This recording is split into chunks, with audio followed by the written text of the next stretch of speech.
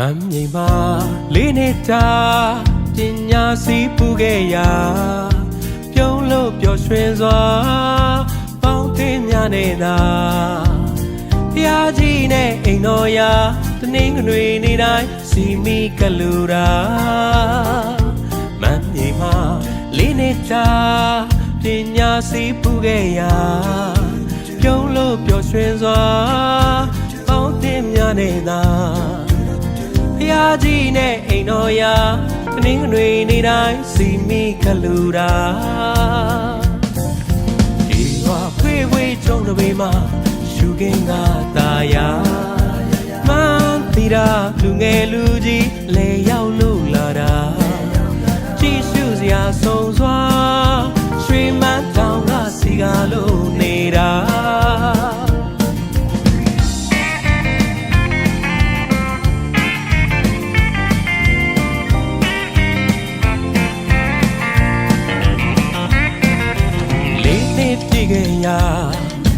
မြင်းလဲလေးပေါ်မှာဘူရာကြီးဘက်ကိုထွက်ခဲ့ရတာချောင်းကြီးကိုလေးတစ်ခါ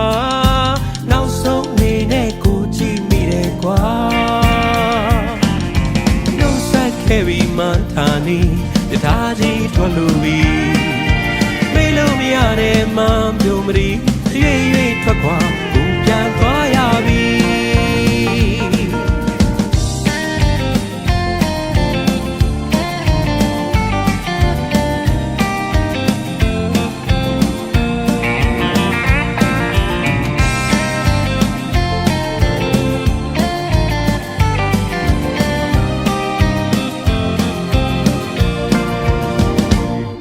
မြေမှာလေးနေတာပညာစီးပူခဲ့ရာပြုံးလို့ပျော်ရွှင်စွာအပေါင်းအသင်းများနေတာဖျားကြီးနဲ့အိမ်တော်ရာတနင်္ဂနွေနေ့တိုင်းစီမီကလူရာဒီလွာဖွေးဖွေးကြုံတဲ့ဘေးမှာရှုခင်းကသာယာမန်းတီရာလူငယ်လူကြီးလဲရောက်လို့လာတာစရာဆုံးစွာရွှေမန်းတောင်ကစီကားလို့နေတာ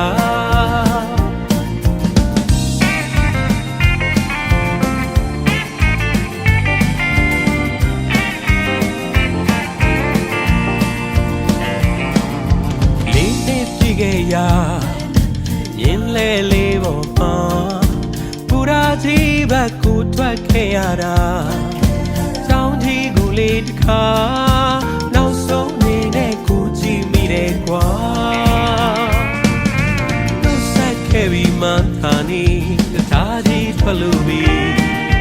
မေးလို့မရတဲ့မှန်ပြုံးမရီရွေ့ရွေ့ထွက်ခွာကိုပြန်သွားရပြီမေးလို့မရတဲ့မှန်ပြုံးမရီရွေ့ရွေ့ထွက်ခွာကိုပြန်သွားရပြီ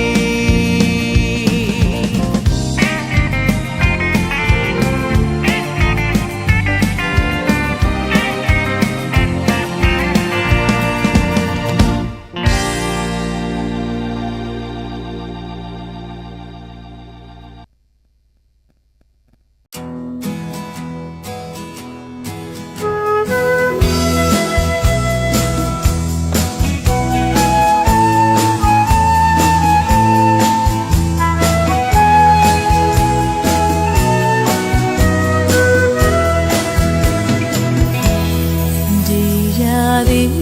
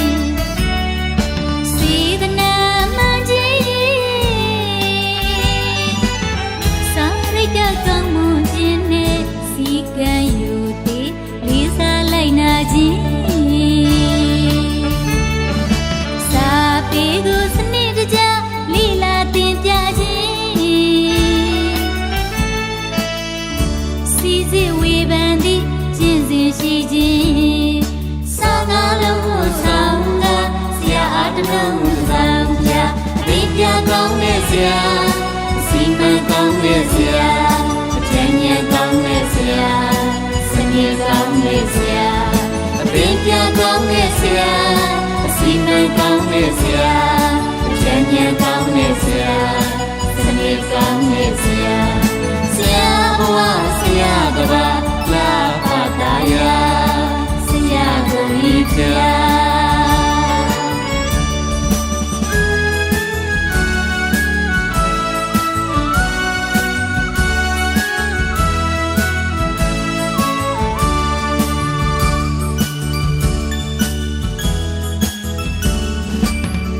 အခတိလေးပါအရှက်တရားမရှိသေးအလေးစဖြစ်ခြင်းအချောင်းကိုမှုအစွန်းရောက်မှုအတပြာလောဘလွမ်းမှု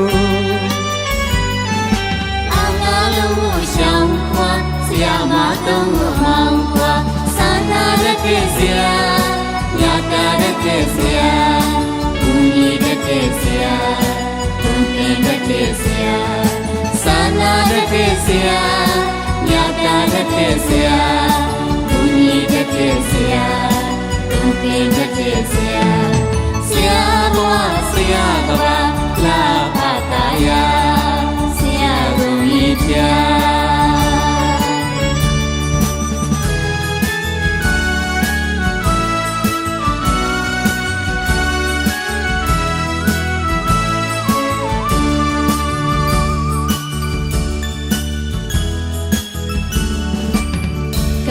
လူကျဲဝန်နဲ့တိပညာပွင့်ကသမုဒ္ဒရာနဲ့နှဆိုင်တဲ့အတတ်ပညာငင်ကတပည့်များရဲ့နှလုံးသားမှာစံထားရဆရာတပည့်များရဲ့နှလုံးသားမှာအားထားရဆရာတပည့်များရဲ့နှလုံးသားမှာဘုံရိပ်တင်ရဆရာဝါဒနာစေရနာအနိနာသာနာဝေဒနာနိခဆရာနှလုံးသားမှာနာများစွာဒါတွေကြောက်ပမာခွဟောက်ပါစေဆရာစေရနာမပြေပါအိုးကံကရုပမာဆွေးနေပါစေဆရာစေရနာမပြေပါဖျောင်းစင်မီပမာခန်းချပါစေဆရာစေရနာမပြေပါတပည့်များကိုထက်မြက်အောင်ပြိုထောင်သူမဆရာတပည့်များကိုထူးချွန်အောင်ရှေ့ဆောင်သူမဆရာ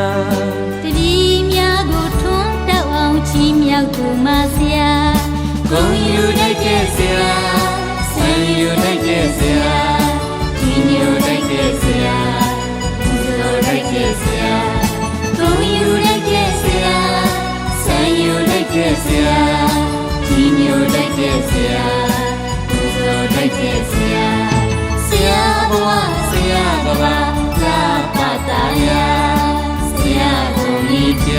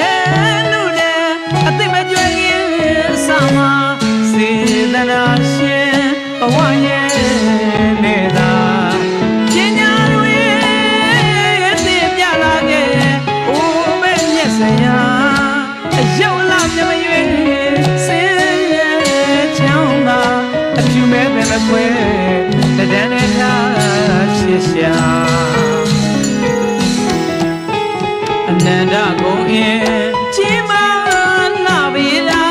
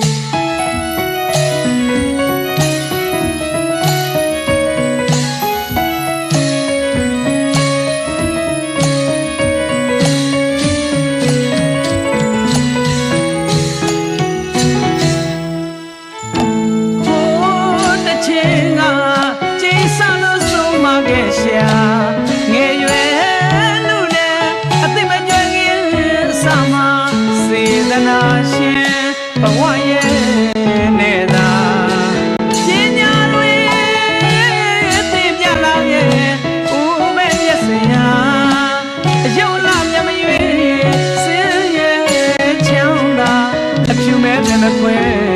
တဒန်းနဲ့ထားချစ်ရှာအနန္တကုန်ရင်ကြီးမားလာပြီလားချစ်တော်မြတ်ဆရာအိမ်ရောက်ဝင်နေစင်ညတိုင်းမှာလက်စရာထိမှမို့လို့ရှိခိုးလိုက်ပါရဲ့ဦးပဲမြတ်ဆရာ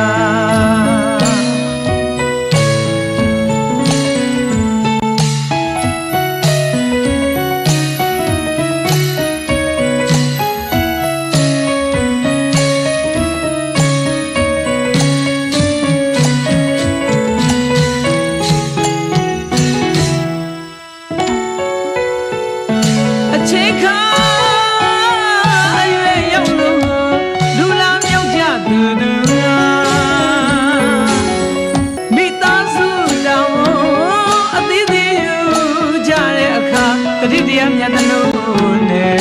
ရှိခိုးတိုက်ပြေတာလာမှုကြိုးစီ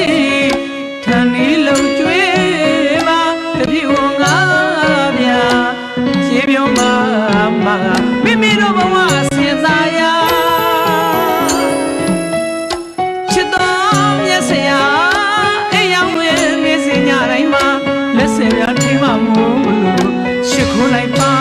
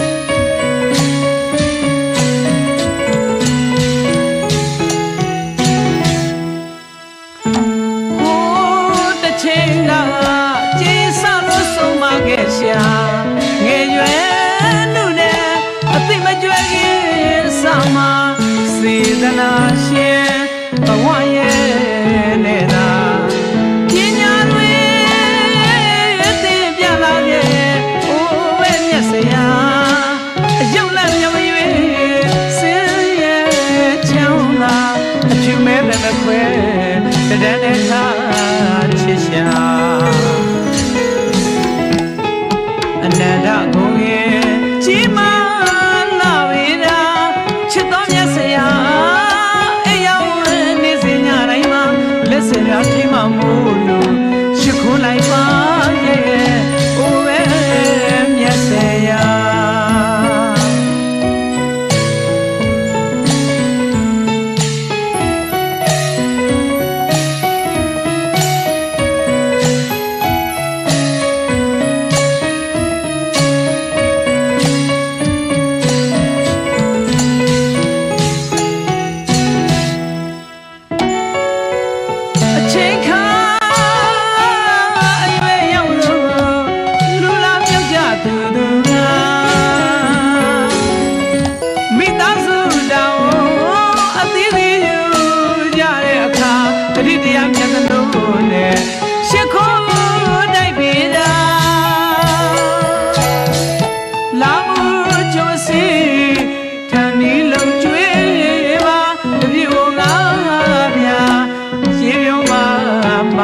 မိမိတို့ဘဝစင်စားရာချစ်တော်မြတ်ဆရာအိမ်ရောက်ဝင်နေစင်ညတိုင်းမှာလက်စရာထိမှမို့လို့ရှိခိုးလိုက်ပါရဲ့အိုးပဲမြတ်ဆရာ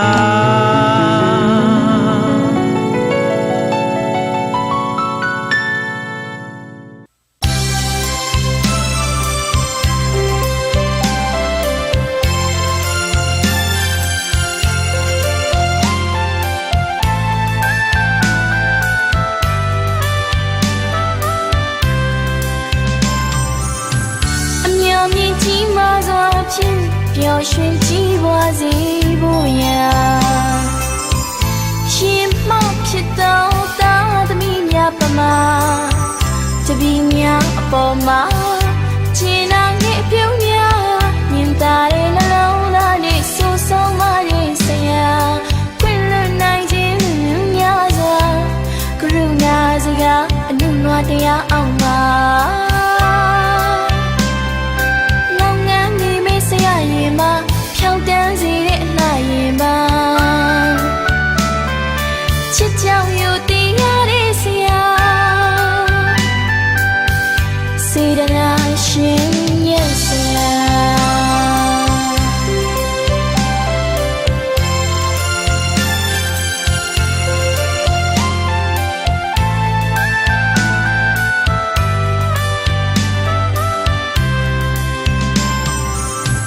အမျှော်မြင်ကြီးမားစွာဖြင့်ပျော်ရွှင်ကြီးပွားစေဖို့ရာ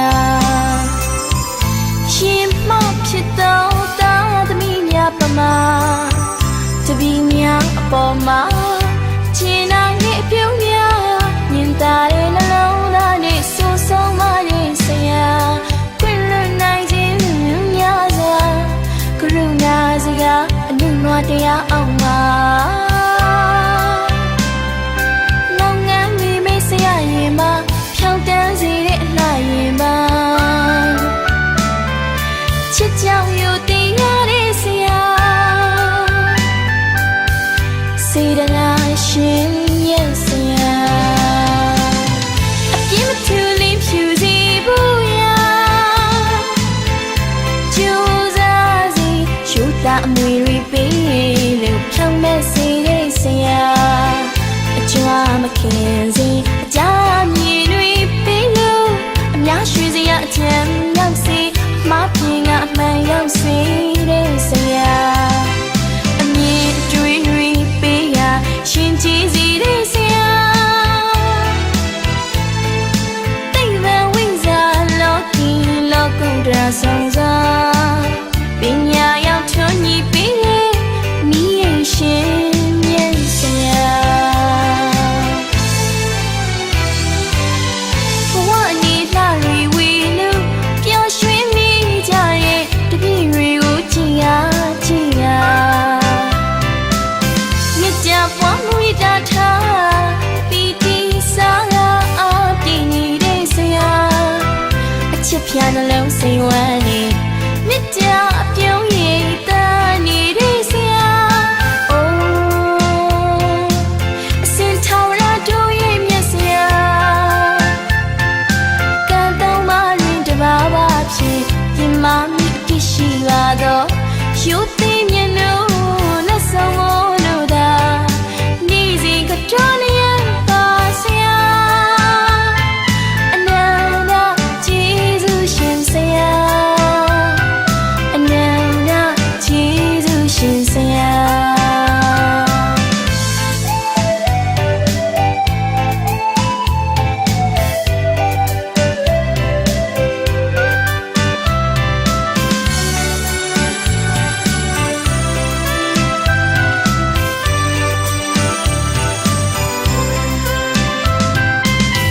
အပြင်းမထူလေးဖြူစီဖို့ရာကြိုးစားစီရှုတာအမွေတွေပေးလို့ဖြောင်းမဲ့စေတဲ့ဆရာ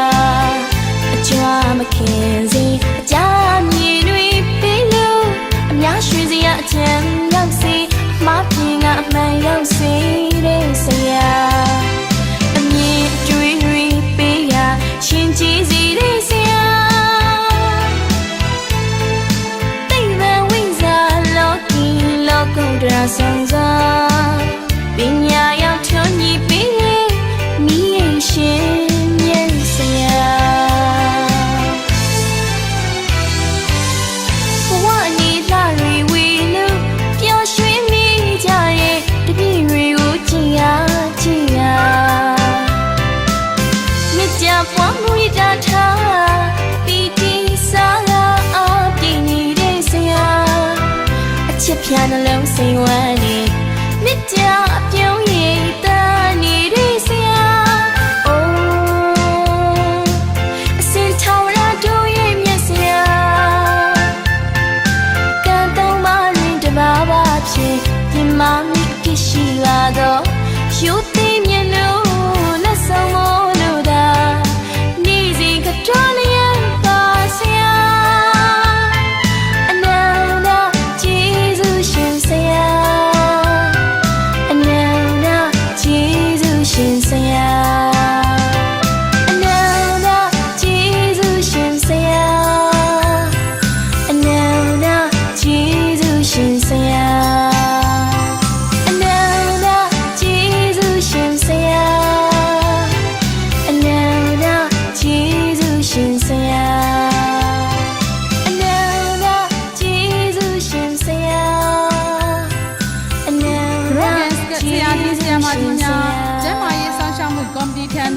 ကျန်းမာရေးစောင့်ရှောက်မှုကြော့ငွေများလာရောက်လှူဒါန်းနိုင်ပါတယ်ရှင်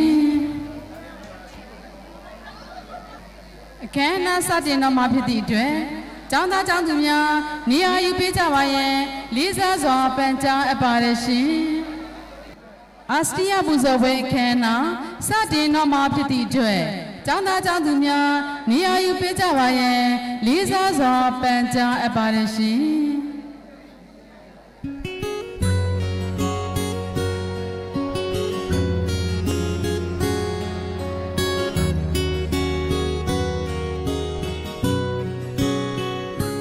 လွယ်ကူပြန်ဆောင်နိုင်မှုရာလူတွေကဘာကတကယ်ချာနာခတ်လက်ခနာတော့တတိယမိမှာပါတငယ်ချင်းတွေမေးမလဲငါကတန်တာယုံအဲ့ဒီထပ်ဖို့ငိုနေလို့လဲမထူနိုင်တဲ့ခါစာတင်နေကြတယ်ကြောင့်ပြန်မြင်အောင်ကြည့်တော့ဒီနေ့အလွန်ဝမ်းနေပြီပြန်နေအဲ့ဒီချိန်ဒီတော့ငါရောက်မချေဖြူတဲ့ဒုစိတ်တွေခုတော့လေရာရာအားလုံးပြောင်းလဲနေ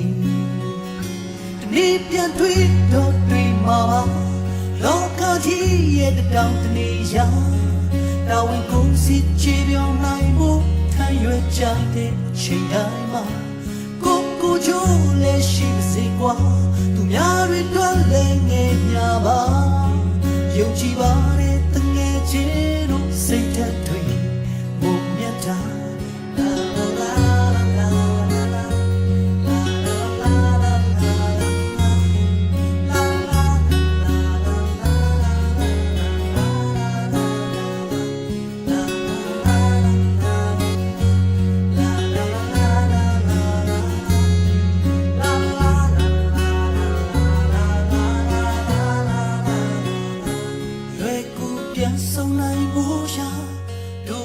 ဘာကတကယ်ချာနာ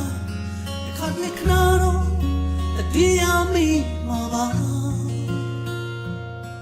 တငယ်ချင်းတွေပဲမလေးငါကတန်တာရှိအဲ့ဒီထပ်ဖို့ငိုနေလို့လဲမထူနိုင်တဲ့ခါစာတင်နေကြတယ်ကြောင့်ကိုပြန်မြင်အောင်ကြည့်တော့ဒီနေ့အလွန်ဝမ်းပြန်နေအဲ့ဒီချိန်တိတ်တော့ငါရောက်မချေဖြူတဲ့ဒုစိတ်တွေခုတော့လေရာရာအောင်ပြောင်းလဲနေဒီနေ့ပြန်တွေ့တော့တွေ့မှာပါလောကကြီးရဲ့တောင်တနေရာတာဝန်ကိုစီချီပြောင်းနိုင်ဖို့ထမ်းရွက်ကြတဲ့ချိန်တိုင်းမှာကိုချိုးလဲမေးရှာပါသူများတွေတွေ့လဲငယ်များกว่าယုံကြည်ပါတဲ့တငယ်ချင်းတို့စိတ်ဓာတ်တွေဘုံမြတ်မှာငါတို့အိမ်မကလေးတွေအကုန်တော့လေဘယ်လာဖြစ်နိုင်ပါမလဲရှုံးမပေးလိုက်နဲ့ကဘာမြေရဲ့စက်ခုံတွေပေါ်ဒီမွေလုံးရှိစလာအောင်တော့ဒီနေ့ပြန်တွေ့တော့တွေ့မှာပါလောကကြီးရဲ့တောင်တနေရာတော့ကိုစီချေပြောနိုင်ဖို့ထမ်းရွက်ကြတဲ့ချိန်များမှာကိုချိုးလဲရှိစေကွာသူများတွေတွေ့လဲငယ်များပါယုံကြည်ပါတဲ့တငယ်ချင်းတို့စိတ်ဓာတ်တွေမုံမြတ်မှာ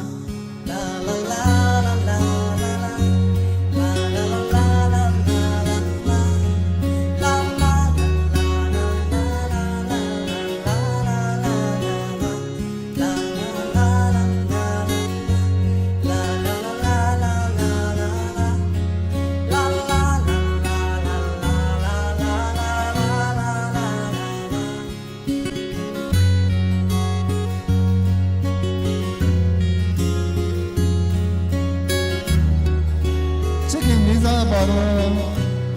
ကျောင်းသားကျောင်းသူဟောင်းများခင်ဗျာ က္ကသိုလ်များမန္တလေးရုပ်ခဗေဒမိသားစု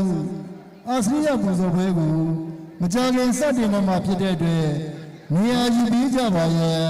လေးစားစွာပန်ကြားများ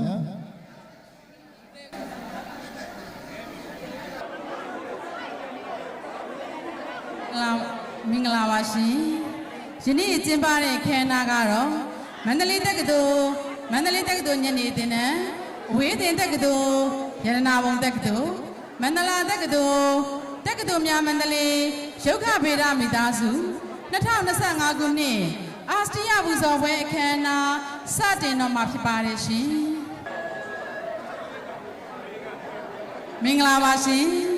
ယနေ့ကျင်းပတဲ့အခမ်းအနားကတော့မန္တလေးတက္ကသိုလ်ညနေသင်တန်းအဝေးသင်တက္ကသိုလ်ရတနာပုံတက္ကသိုလ်မန္တလာတက္ကသိုလ်များမန္တလေးရုပ်ခဗေဒမိသားစု2025ခုနှစ်အာစတိယပူဇော်ပွဲအခမ်းအနားဖြစ်ပါတယ်ရှင်အခမ်းအနားအစီအစဉ်များကိုကြိုတင်ဖတ်ကြားပါမယ်ရှင်အစီအစဉ်တင်ဆရာမကြီးများနှင့်စီမီကိုင်ကျောင်းသူများအသည့်နေရာယူခြင်းအစီအစဉ်နှင့်မြတ်ဆရာတခြင်းနှင့်ဆရာမကြီးများအားစီမီကိုင်ကျောင်းသူများကစီမီခွက်များပင့်ဆောင်ခေါ်ယူခြင်းအစီအစဉ်သုံးတမတ်နေရာများတွင်ကြောကန်ဆရာမများနှင့်ကြောမိကျောင်းသားကျောင်းသူများနေရာပြီးယူခြင်းအစီအစဉ်လေးကျောင်းသားဟောင်းဦးထွန်းထွန်းမိုးကကြောချိုးတိုင်၍အားလုံးကြောကြခြင်းနှင့်လှူဒန်းငွေများပေးအပ်ခြင်းအစီအစဉ်ကဆရာမကြီးတို့ကဆုံးမဩဝါဒစကားပြောကြားခြင်းအစီအစဉ်6ဥက္ခရဦးလာဖုံးကျော်ကကျေးဇူးတင်စကားပြောကြားခြင်းအစီအစဉ်9အတွင်းရေးမှူးဦးကျော်ကြည်မင်းကငွေစည်းရှင်းတန်းဖတ်ကြားခြင်းအစီအစဉ်10ဆရာကြီးဒေါက်တာမောင်တင်ဤကိုရင်အထုပ်ပတိကိုဦးကိုလွင်ကဖတ်ကြားတင်ပြခြင်းနှင့်ဆရာကြီးအားဂုဏ်ပြုအမှတ်တရလက်ဆောင်ချီးမြှင့်ခြင်းအစီအစဉ်ကိုအလင်းများဂုဏ်ပြုလာပေးအပ်ခြင်းတို့ဖြစ်ပါတယ်ရှင်အစီအစဉ်တဲ့အရာအသည့်နေရာယူပြီးမြတ်ဆရာတခြင်းနှင့်ဆရာများအားစီမီကိုင်ကျောင်းသူများကစီမီခွက်များပင့်ဆောင်ကြော့ခြင်းပဲဖြစ်ပါတယ်ရှင်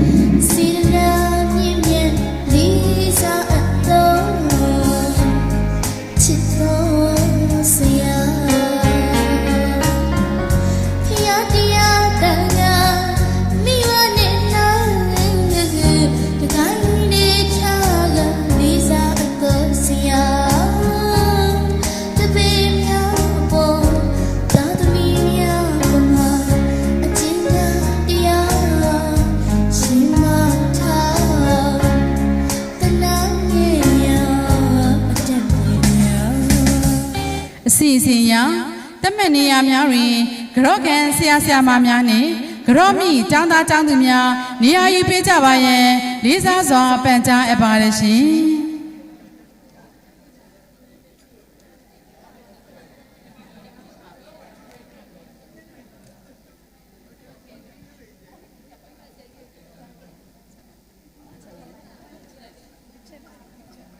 ဆက်လက်၍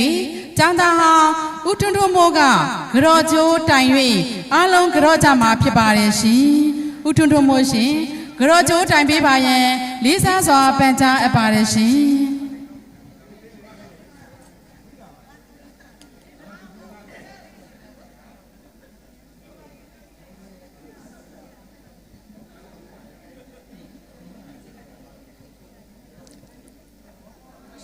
ယရနာသုံးပါး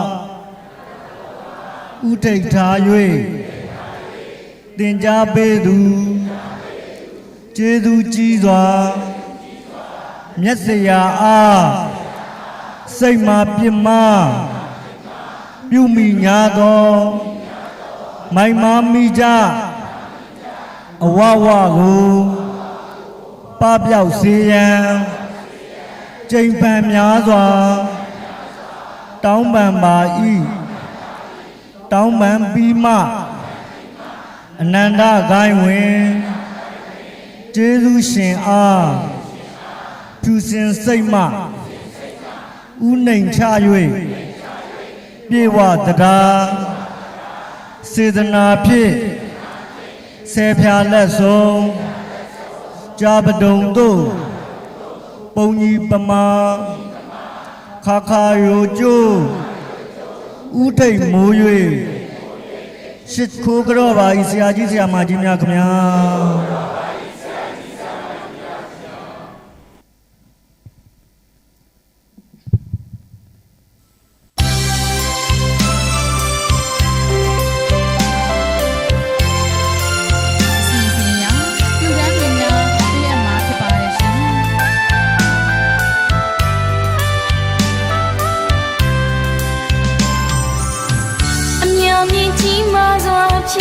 ပျော်ရွှင်ကြည်ပွားစေဖို့ရာ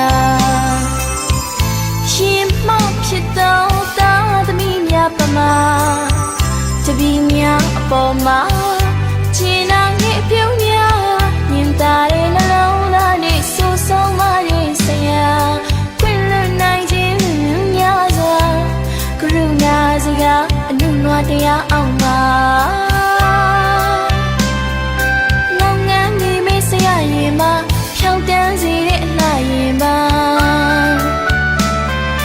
ချစ်ကြောင်ယူတရားတဲ့ဆရာစေတနာရှင်ရဲ့ဆရာ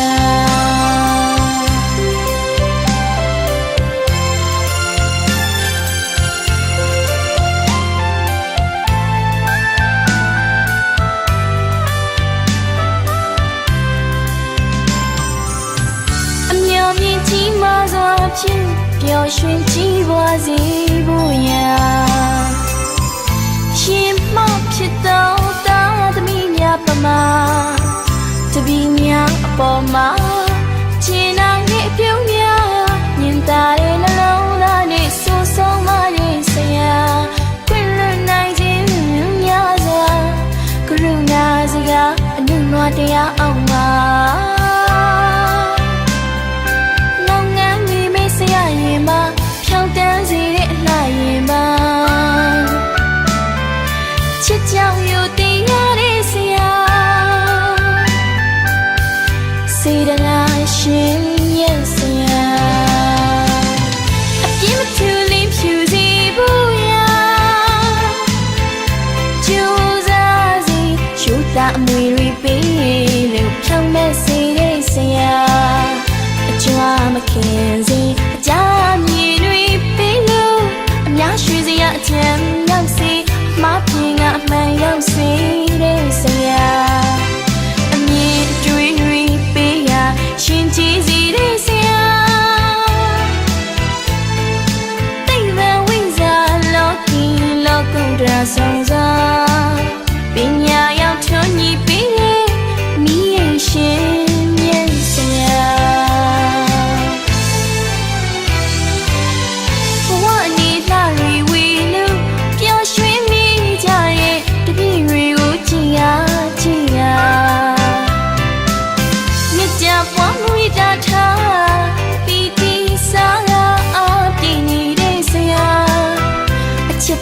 လုံးစိမ်ဝမ်းနေ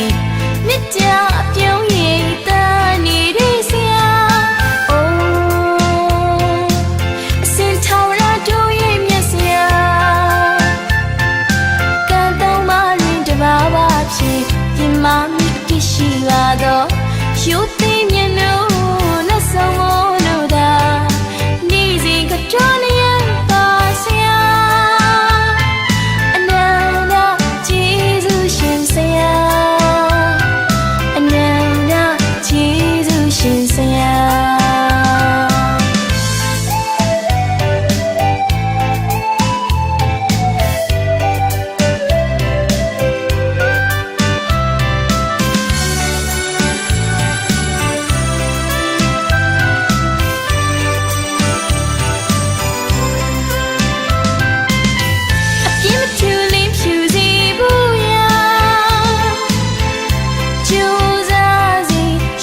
အမွေရီပေးလို့ဖြောင်းမဲ့စေတဲ့ဆရာအကြွားမခင်စီအကြမြေတွေပေးလို့အများရွှေစရာအချမ်းရောက်စီမပြင်းကအမှန်ရောက်စီတဲ့ဆရာအမြင်တွေရီပေးရရှင်ကြည်စီတဲ့ဆရာ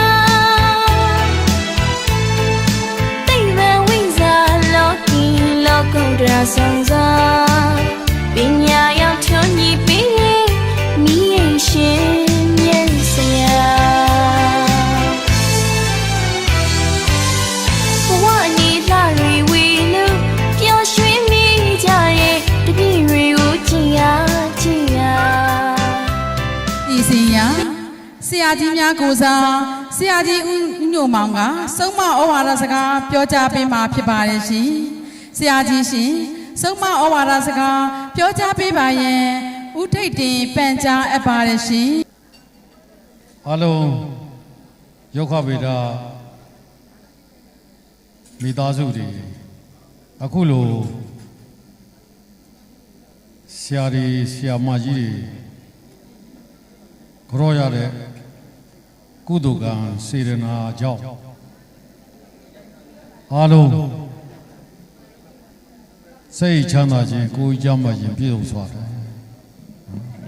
လူဝင်ဆန္ဒတောင်းတတာတွေပြည့်ဝကြပါစေကျွန်တော်ကဆုတောင်းပေးပါတယ်ကျွန်တော်အဓိကပြောချင်တဲ့အချက်ကတော့ကျွန်တော်အတွေ့အကြုံရပါကျွန်တော်2000နဲ့နော်2000ရဲ့3ခု4ခုပေါ့ကျွန်တော်ပင်စီယူခဲ့တယ်အဲ့ဒီကစပြီးတော့ကျွန်တော်လုပ်တဲ့အလုပ်ကိုခင်ဗျားတို့ရုက္ခဗေဒနဲ့ပညာသင်ယူခဲ့တဲ့ကျောင်းသားတွေအတွက်ကျွန်တော်ပြောပြတာပါကျွန်တော်အဲ့ဒီကနေစပြီးတော့ပေါင်းဝန်းကျင်ထိန်းသိမ်းရေးအလုပ်တွေကိုကျွန်တော်လုပ်ခဲ့တယ်ပေါင်းဝန်းကျင်ထိန်းသိမ်းရေးအလုပ်ကိုလုပ်တဲ့အခါမှာကျွန်တော်ဗမာပြည်တောင်ပြားမြောက်ပြားအရှိဘက်ပြားအနောက်ဘက်ပြားအကုန်ရောက်တယ်မြောက်ဘက်ဆိုရင်ကျွန်တော်တို့ခင်ဗျားတို့ကြားဦးမှာပါမြောက်ရက်မှာကောမှုလို့အလဲမှာရွှေစည်းကုန်တောင်ဘက်မှာရွှေတကုံဆိုတဲ့ဆိုရိုးရှိပါတယ်ဘုရားဆန်တော်ဒီကေအောင်တဲ့စေတီဖြစ်ပါတယ်ကျွန်တော်ပူတော်မှာရှိတဲ့ကောမှုလို့ဆိုရောက်ပါတယ်ရွှေစည်းကုန်ကတော့ဘကမောက်ဆိုတော့ရောက်ပါတယ်ရွှေတော်မှာလည်းကျွန်တော်ကိုယ်တိုင်ခုရောက်မှနေတာဆိုတော့ရောက်ပါတယ်အဲကြတော့ကျွန်တော်ဆိုလိုတာက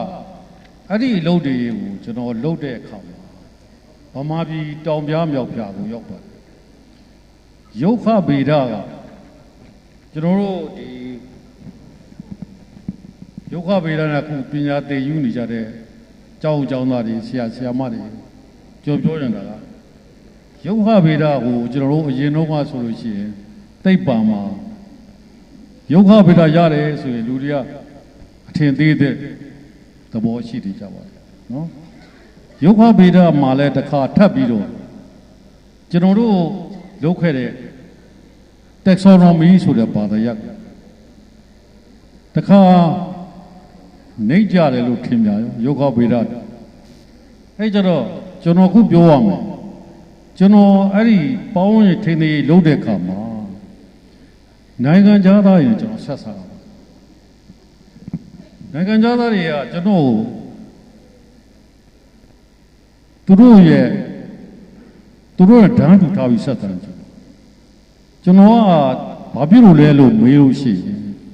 ကျွန်တော်မေးခွန်းတစ်ခုမေးတတ်တာရှိပါတယ်ဘာလဲဆိုတော့ခင်ဗျားဖြေတော့biology ကိုဖြေတဲ့အခါမှာတတ္တဗေဒယုတ်ခဗေဒနှစ်ခုပေါင်းမှာတတ္တဗေဒအမှတ်များတာနဲ့ဘာဖြစ်လို့ခင်ဗျယုတ်ခဗေဒယူရတော့ဆိုတော့ပေးပါ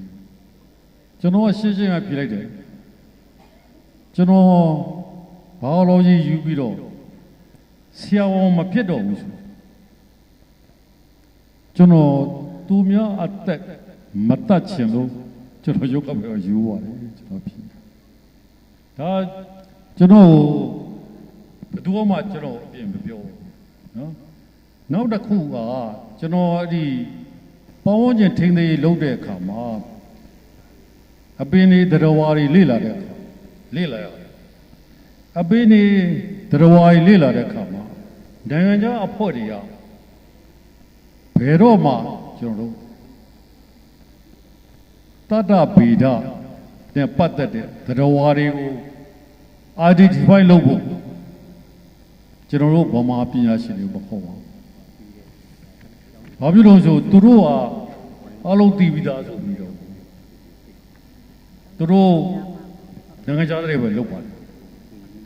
။ယုတ်ခဗေဒဖြစ်တဲ့အပင်တွေကြောက်လို့ရှိရင်မသိဘူးမလုပ်တော့ဘူး။အမြဲတမ်းကျွန်တော်တို့အဖွဲ့ကိုခေါ်ပါတယ်။ခင်ဗျားတို့ကြောက်မှာပေါ့ကျွန်တော်တို့ကဘာမှာရှိတဲ့အဖွဲ့တွေမှာ FFI ဆိုရှိပါတယ်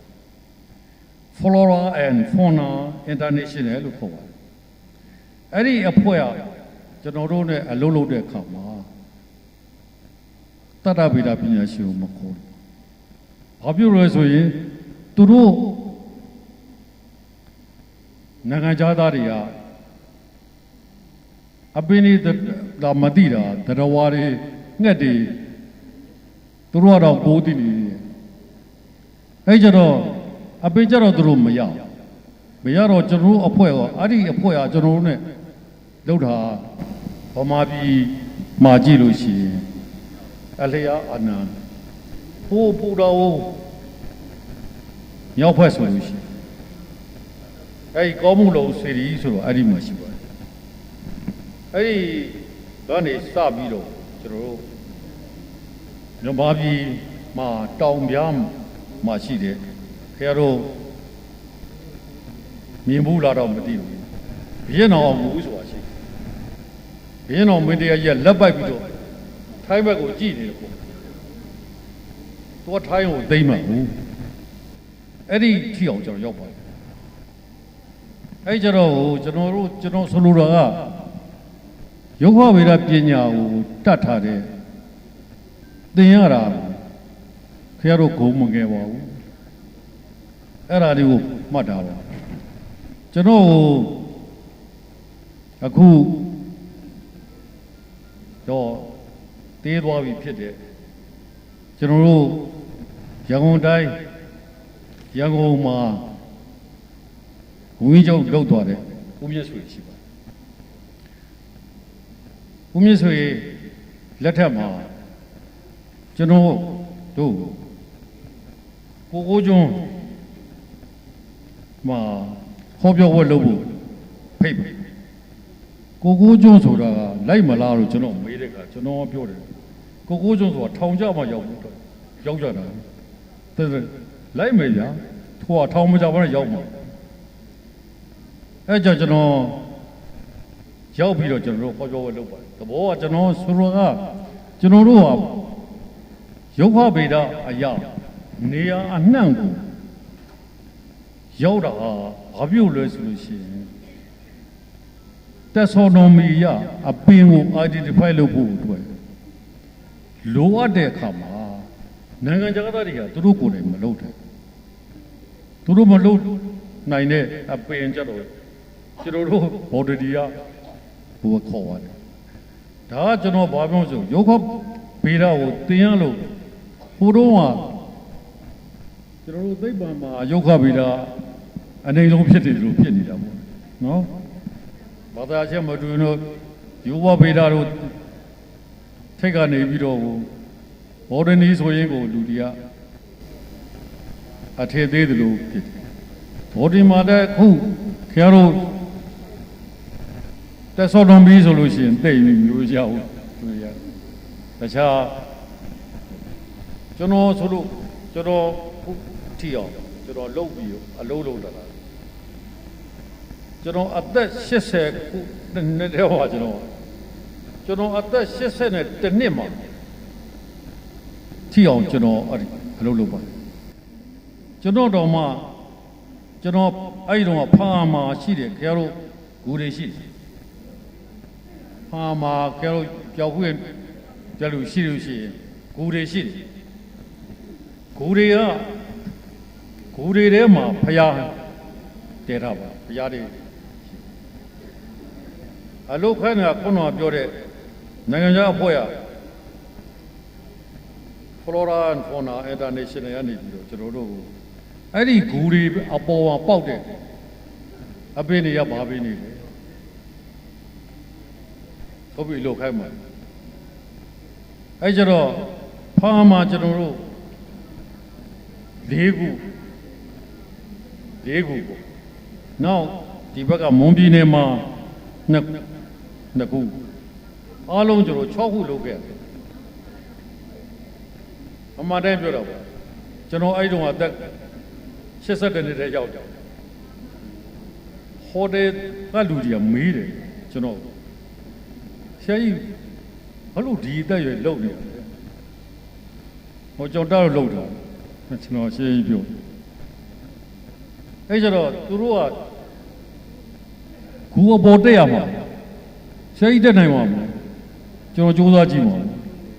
ကျွန်တော်တက်ခဲ့ပါတယ်အဲ့ကျတော့ဆိုလိုတာကတော့ခင်ဗျားတို့ဒီအလုပ်ရုပ်ခဗေဒကိုတင်ပြီးတက်မြောက်ထားတဲ့ရှက်เสียမဟုတ်ပါဘူးနော်အားငယ်เสียလည်းမဟုတ်ပါဘူးတက်မြောက်လို့ရှိရင်ခင်ဗျားတကယ်တက်ရင်ဟောလို့နိုင်ငံခြားသားဘယ်လောက်ထောက်လုပ်လို့ဆိုလို့ရှိရင်ခင်ဗျားတို့ကြောင်းမှာပါမုံတိုင်းပဲဆိုတော့ကျွန်တော်တို့6တို့ရေနံကျောင်းတို့ဘက်မှာရှိတယ်ဒီတောင်တန်းရှိအဲ့ဒီမှာလျှက်စစ်လုပ်ဖို့ဆိုကျွန်တော်တို့သူတို့ရလုပ်ခိုင်းသူတို့ကဘယ်လောက်ထောင်ပြောတော့ဆိုတော့ရှိရင်အဲ့ဒီမုံတိုင်းမရှိတဲ့နေရာတွေကို GPS မှတ်ပေးပါတယ်ကျွန်တော်မသွားပဲနဲ့လိမ့်ပြီးတော့ပြောမှဆိုလို့ကျွန်တော်သိပြီးသားကျွန်တော်တို့အဲ့ဒီအပင်တွေအဲ့ဒီမှာရှိတယ်ဆိုတော့မသိဘူးအဲ့ဒီတောက်တန်းတွေပေါ့မုံတိုင်းမင်းရှိတယ်ဗျာခင်ဗျားတို့ခုကျွန်တော်ပြောတဲ့ဖာကဂူတွေမှာလဲအပေါ်မှာမုံတိုင်းမင်းရှိတယ်မုံတိုင်းမင်းအရိုက်ပေါက်တယ်နော်ကျွန်တော်တို့ခုဒီရက်ဒေသတွေမှာခင်ဗျားတို့အလှဆကြတယ်ဟိုမှာအရိုက်ပေါက်တယ်နောက်ပြီးခင်ဗျားတို့တရုတ်စကားပင်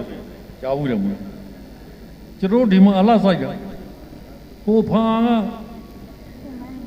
ဘူးဘောအပေါ်မှာအလေးချပေါက်တယ်ကျွန်တော်တွေ့ခဲ့တာပြောတော့အဲကြတော့ကိုရုပ်ခဗေဒသင်ကြားပြီးတော့တက်ဆော်တော်မီနဲ့ခင်ဗျာPhD ဖြစ်ဖြစ် MSc ဖြစ်ဖြစ်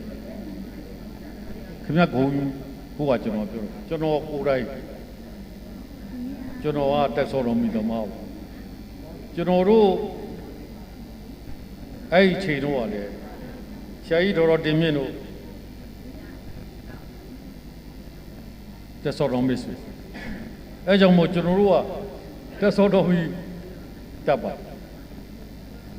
ပြီးတော့ကျတော့အဓိကဘာတော့ဆိုခင်ဗျားမလိမ်မညာဖို့ကျွန်တော်တို့အဲ့လိုလုပ်ငန်းတွေလုပ်တဲ့အခါမှာတချို့ပြောတဲ့ထမ်းမင်ဘောကစာပေးဆိုပြောတယ်အမြဲတက်ကြည့်ပြီးဒါမှန်းလိုက်တော့ကျွန်တော်ဘာပဲဒီဘယ်တော့မှမလုပ်ပါဘူးအဲ့ဒါဆိုလို့ရှိရင်ညာကြအောင်အလုံးလုံးတဲ့အခါမှာအဓိကကတော့ဆိုလို့ရှိရင်ခင်ဗျားအမှန်တကယ်လုပ်လိန်ညာခြင်းကိုမလုပ်ပါဘူးသူများကိုမလိန်ညာပါနဲ့ဒီဟာအရေးကြီးတယ်နိုင်ငံခြားတော့ဒီအလုံးလုံးမဆိုရင်ခင်ဗျားလိန်ညာတာကိုတခါနာတော့နောက်တော့မခိုင်းတော့ဘူးအဲ့လူကလုံးမဟုတ်ဘူးအဲ့လိုဖြစ်တယ်အဲ့ကြတော့ကျွန်တော်ကအခုပြောချင်တာကဘာလဲဆိုလို့ရှိရင်ဒီကယုတ်ခဗေဒဟုတ်ဒီ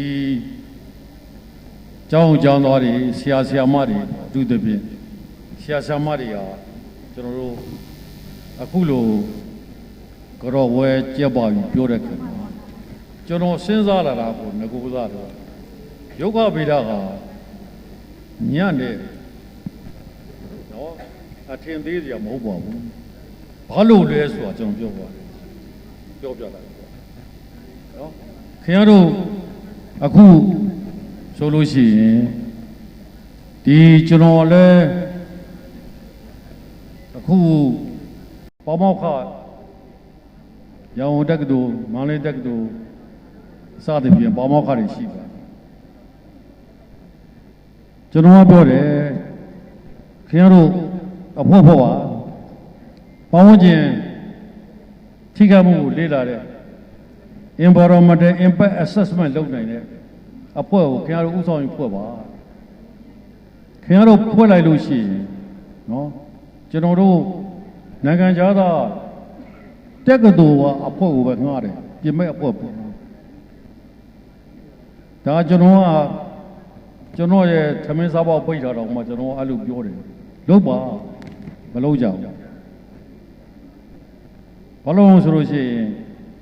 အဲ့လိုလုပ်မှဆိုရင်ဘော်ဒင်တွေလည်းပါမယ်ဇူးလည်းပါရမယ်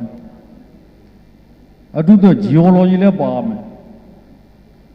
physics ပါမယ် chemistry ကျွန်တော်တို့ကရေရောလေရောအပင်ရောသရဝါရောအလုံးကိုလေ့လာတာဖြစ်တဲ့အတွက်နော်အဲ့လိုကြိုးစားပြီးဖွဲ့ပြီးတော့ပေါင်းဝန်းကျင်ထိန်းသိမ်းလုပ်ဖို့လိုပါတယ်ကျွန်တော်တို့နိုင်ငံမှာကြည့်လို့ရှိရင်ကျွန်တော်အတွေ့အကြုံညာချမ်းသာသွားတထေးတွေဖြစ်သွားတယ်ဘကိုးရိုးမှတစ်ခုလုံးတောင်ကလုံးဖြစ်သွားတယ်ကျွန်တော်ဘကိုးရိုးမှပေါ်ရောက်တော့ခါတော်တော်ကိုစိတ်ညစ်သွားတယ်ဘာလို့ဆိုဘကိုးရိုးမှကြီးကိုကရုံးတုံးသွားတဲ့သူပါတထေးကြီးဖြစ်ပြီပဲလို့ဒီမှာပတ်ဝန်းကျင်ကတော်တော်ထိခိုက်အခုတော်တော်လေးတော့ပြားဆယူပါအဲ့လိုပဲရခိုင်ရိုးမှရောက်တဲ့ခါလဲအပင်တွေခုတ်သွားရတာအပင်မရှိရင်တဝါလဲစားရမရှိတော့ဘူးမနေနိုင်ပါဘူးအဲ့ကြောင့်တော့အပင်ခင်ဗျားတို့ပေါင်းကျင်ကိုထိမ့်သိမ့်တဲ့အလုပ်ကိုကျွန်တော်တို့ဒီကယောဂဗေဒလူတွေကဥဆောင်ပြီးလုပ်ကြပါကျွန်တော်တော့ဒါတိုက်တွန်းတာပါတကယ်လို့ဘယ်လိုလုပ်ရမယ်ဘာကြောင့်မသိလို့ကျွန်တော်ဦးကြီးနေပါကျွန်တော်တို့ကကျွန်တော်တောင်းနေတက်ဖို့ကတော်တော်ခက်လာတယ်ဒါမှမဟုတ်ကျွန်တော်ဒီခါတော့ကျွန်တော်မေးတယ်အသက်80နဲ့တစ်နှစ်မှာဒီတောင်တက်နိုင်ပါဘူးကျွန်တော်မဖြစ်ပြအောင်တက်လာအဲကြောင့်မို့ခင်ဗျားတို့ အနေနဲ့ကိုကဥဆောင်ပြီးတော့အလုပ်လုပ်ကြမယ်ဆိုလို့ရှိရင်အလုပ်အများကြီးဖြစ်ပါတယ်ကျွန်တော်ကိုယ်တိုင်ကျွန်တော်ပင်စင်ယူပြီးမှအဲ့ဒီလုပ်ငန်းကိုစတာအဲ့ကြတော့ခင်ဗျားတို့လည်းလုပ်ပါအခုကျွန်တော်ခင်ဗျားတို့မီးကျွန်တော်လုပ်ခွင့်တဲ့အတွက်ခင်ဗျားဟောဒီမြေကြီးမှာရွှေရှိသလားမေးလို့ရှိဟောဒီပင်ရှိလားကျွန်တော်မေးဒီပင်ရှိရင်ရွှေရှိတယ်အဲ့ဒီပင်ကိုကျွန်တော်သိတယ်ရှမ်းပြည်မှာရောက်တော့အဲ့ဒီပင်တွေ့တော့ကျွန်တော်တပည့်တွေရှာဒီမှာတယောက်မင်းပါးစပ်ပိတ်တာမပြောနဲ့ဒီနေရာကိုပြတ်သွားလိမ့်မယ်ရွှေတူးရောက်မှာဘူးဘာဖြစ်လို့လဲဆိုလို့ရှိရင်အခုချင်းတွင်းမြင့်တစ်လျှောက်မှာရွှေတူးတဲ့အဲ့ဒီပြီနော်အဲ့ဒီလိုပဲတခြားဒီရွှေရှိရတယ်အဲ့ဒီကိုပြီဒါတွေသိဖို့ဆိုတာကခင်ဗျားတို့ဘော်ဒနီသမားတွေပါဒါကြောင့်မို့ကြိုးစားကြပါလို့ကျွန်တော်နေတိုက်တွန်းတယ်ဒီလိုပြောရတာပြောသလိုကျွန်တော်ဒီကြော်ဘောမှာစုတွေပါတွေပေးတာတဲ့ပိုးပြီးတော့ဟွာပြစ်မယ်လို့ထင်လို့ကျွန်တော်ပြောတာပါနော်အားလုံးခုလိုကျွန်တော်တို့ဆရာမတွေကိုကြော်ရတဲ့ကုသိုလ်ကံစေရနာကြောင့်နော်ဘေးရန်စိတ်ချမ်းသာခြင်းကိုယ်ချမ်းသာခြင်းပြည့်စုံပြီးတော့လူဝင်စားသားတောင်းတသမျှပြေဝကြပါစေကျွန်တော်မြတ်တာဆုံးမဩဝါဒစကားပြောကြားပေးပါတော့ဆရာကြီးအားအထူးပင်ကျေးဇူးတင်ရှိပါတယ်ရှင်ဆက်လက်၍ဆရာမကြီးများကိုစားဆရာမကြီးဒေါက်ခင်မြတ်မြတ်ကဆုံးမဩဝါဒစကားပြောကြားပေးပါရင်လေးစားစွာပန်ကြားအပ်ပါတယ်ရှင်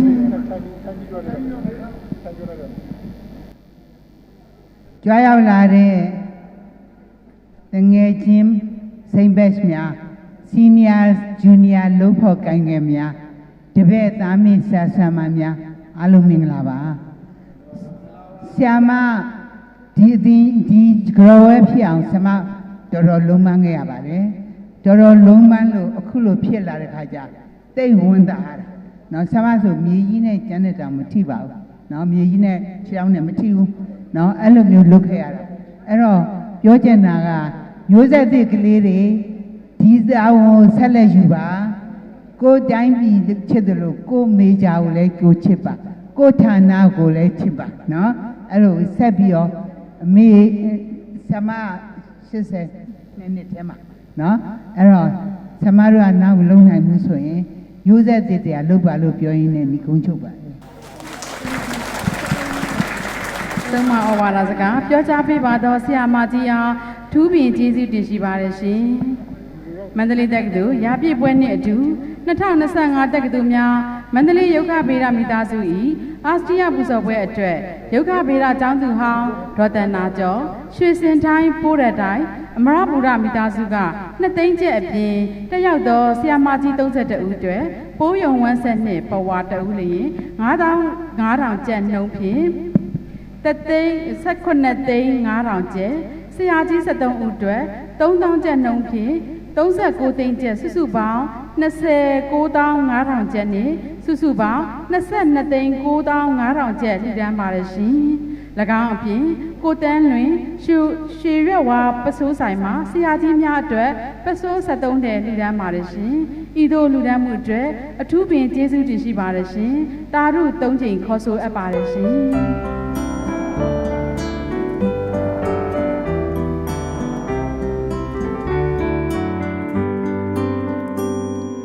လူ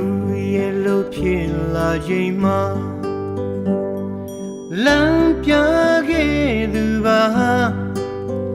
ကျွန်တော်တို့ရှောင်းနေလန်း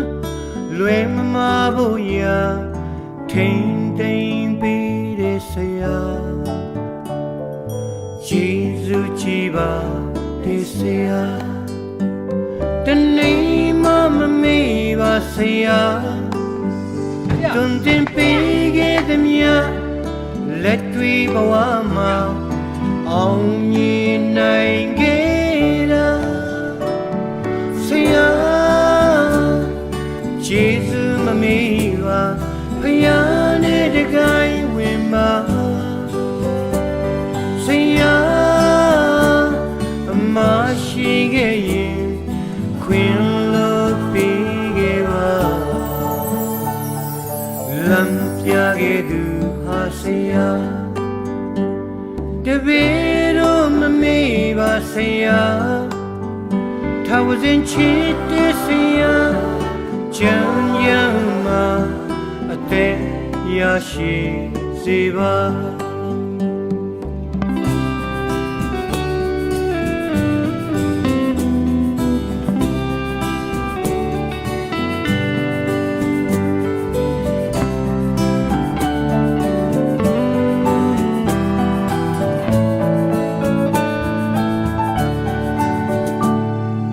ယေရှုကြည်ပါဒီဆရာတနေ့မှမမေ့ပါဆရာတွင်တင်ပေးခဲ့သည်များလက်တွေဘဝမှာအောင်မြင်နိုင်ခဲ့တာဆရာယေရှုမမေ့ပါဖယားနဲ့တကိုင်းဝင်ပါဆရာအမရှိခဲ့ရင်ခွင်လို့ပေးခဲ့ပါလမ်းပြခဲ့သူဟာဆရာတပည့်တော်မမေ့ပါဆရာထာဝစဉ်ချစ်တဲ့ဆရာချမ်းရမှာအသက်ရရှိစေပါထာဝစဉ်ချစ်တဲ့ဆရာချမ်းရမှာအသက်ရရှိစေပါ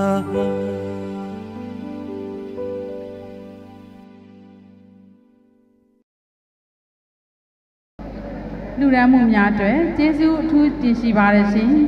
အစီအစဉ်အရဥက္ကဋ္ဌဦးလာဘုံကျော်ကကျေးဇူးတင်စကားပြောကြားမှာဖြစ်ပါတယ်ရှင်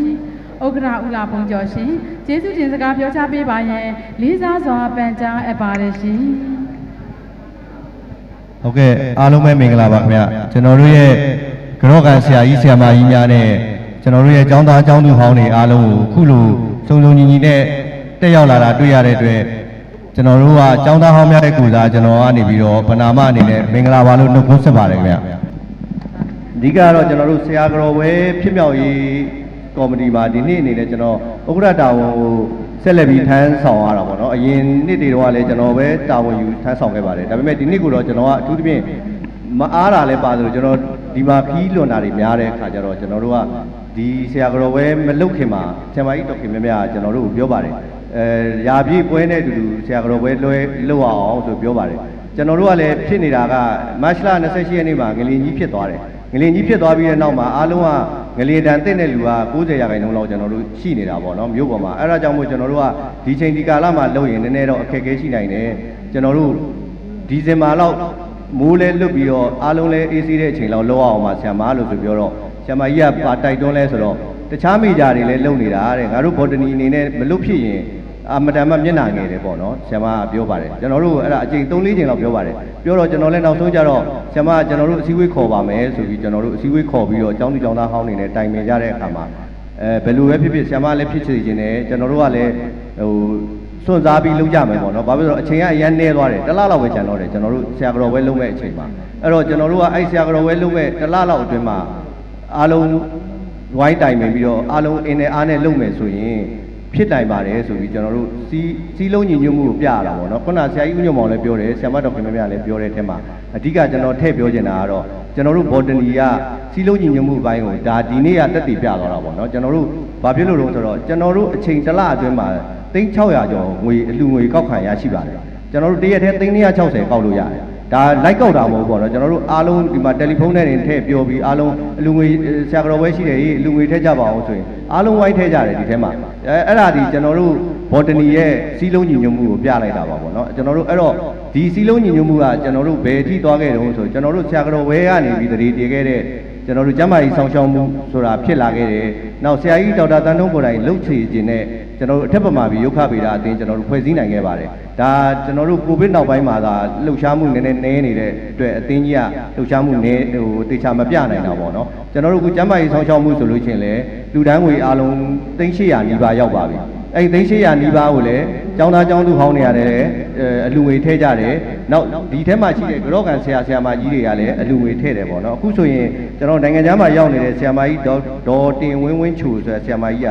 သူအရင်3နှစ်စာကျွန်တော်တို့ကြော့ငွေတွေကိုကျွန်တော်တို့ကမပို့ရဘူးပေါ့နော်ဆရာမကြီးကဒီမှာပဲတင်ထားပေးပါဆိုဗန်ထဲမှာအပ်ထားပေးပါတယ်အဲ့ဒီထဲကနေပြီးတော့အဲ့ကြော့ငွေအပါဝင်တစ်ခုနှစ်မှာမန်လေးတက္ကသိုလ်ကြီးကလည်းကြော့တယ်ကျွန်တော်တို့ကြော့တဲ့ပတ်စံတွေအားလုံးစုစုပေါင်း18သိန်းကိုလည်းကျွန်တော်တို့ဒီကျမ်းမာရေးဆောင်ရှောက်မှုကိုလှူဒန်းပါတယ်လှူဒန်းတဲ့အတွက်ကျွန်တော်တို့ကျမ်းမာရေးဆောင်ရှောက်မှုကခဏနေကြရင်လည်းအလူငွေဂုံပြူမှတ်တန်းလောက်ပေးရတဲ့ဟာလေးကိုကျွန်တော်တို့လုပ်ပေးမှဖြစ်ပါတယ်နောက်တစ်ခါဆရာမကြီးဒေါက်ခင်မေကျင်ဆိုရင်လည်းသူ့ရဲ့ကြော့ငွေ4သိန်းကိုဒီထဲကိုကျမ်းမာရေးဆောင်ရှောက်မှုထဲကိုလှူဒန်းပါတယ်ဆရာမဒေါ်ညိုမြတ်ကလည်း3သိန်းကိုလှူဒန်းပါတယ်အဲ့တော့ကျမ်းမာရေးဆောင်ရှောက်မှုရဲ့ကျွန်တော်တို့လှူဒန်းငွေကတော့စုစုပေါင်းကျွန်တော်တို့300နီးပါးရောက်နေပြီဖြစ်တဲ့အတွက်ကျွန်တော်တို့ကျမ်းမာရေးဆောင်ရှောက်မှုကလည်းဆရာကြီးဆရာမကြီးတွေကိုအခုအစင်မပြတ်ကျမ်းမာရေးလှူဒန်းနေတာပေါ့နော်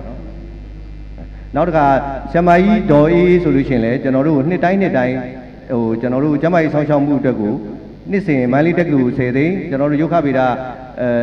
ကျမ်းမာရေးဆောင်ရှောက်မှုကို10သိန်းအများအားလှူဒန်းပါတယ်အဲ့ဒီတော့လည်းဆရာမကြီးတွေနဲ့ကျောင်းသားကျောင်းသူဟောင်းတွေလှူဒန်းတဲ့သူအားလုံးကိုကျွန်တော်ဒီနေရာကနေကျေးဇူးတင်ကြောင်းလဲကျွန်တော်အထူးညွတ်ပြောကြပါတယ်ဒါကြောင့်မို့လို့လဲကျွန်တော်တို့ကအခုရုပ်ခဗေဒဘာသာရပ်မှာကျွန်တော်တို့သူများမေဂျာတွေနဲ့ပို့ထူးကြတာကကျွန်တော်တို့ရုပ်ခဗေဒအထက်ပမာပြီးအသင်းဆိုတာရှိပါတယ်ကျောင်းပေါင်း24ကျောင်းနဲ့ဖွဲ့စည်းထားတာပါနောက်တစ်ခါတက္ကသိုလ်များမန္တလေးဆိုပြီးကျွန်တော်တို့မန္တလေးတက္ကသိုလ်တစ်ခုတည်းလုပ်တာမဟုတ်ပါဘူးဒါတက္ကသိုလ်များမန္တလေးဆိုဟိုမှာကျွန်တော်ဗနိုင်းမှာလည်းချိတ်ထားပါတယ်9ကျောင်းပေါင်းစည်းပြီးလုပ်တာပါနောက်ပြီးတော့